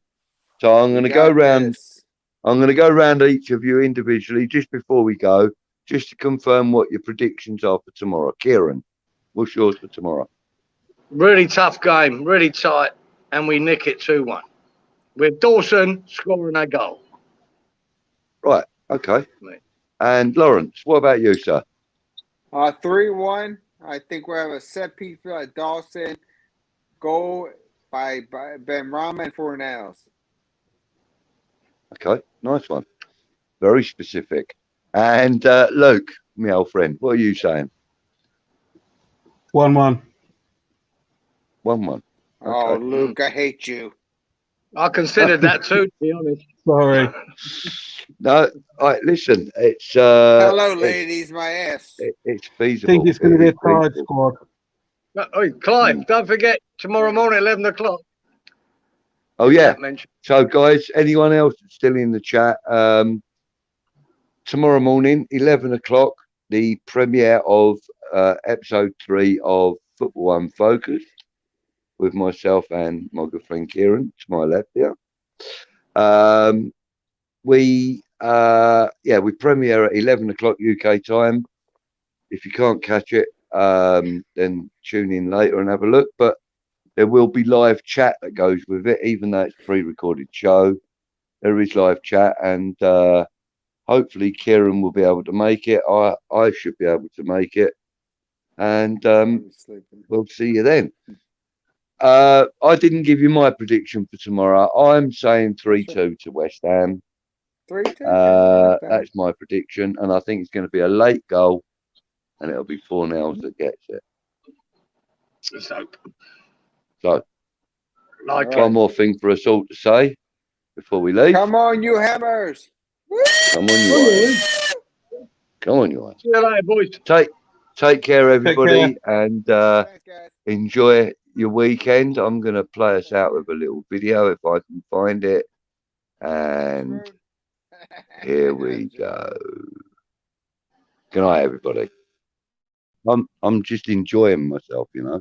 I have to say, actually, you were quite when I first time I appeared on Random with yourself and Kieran and that.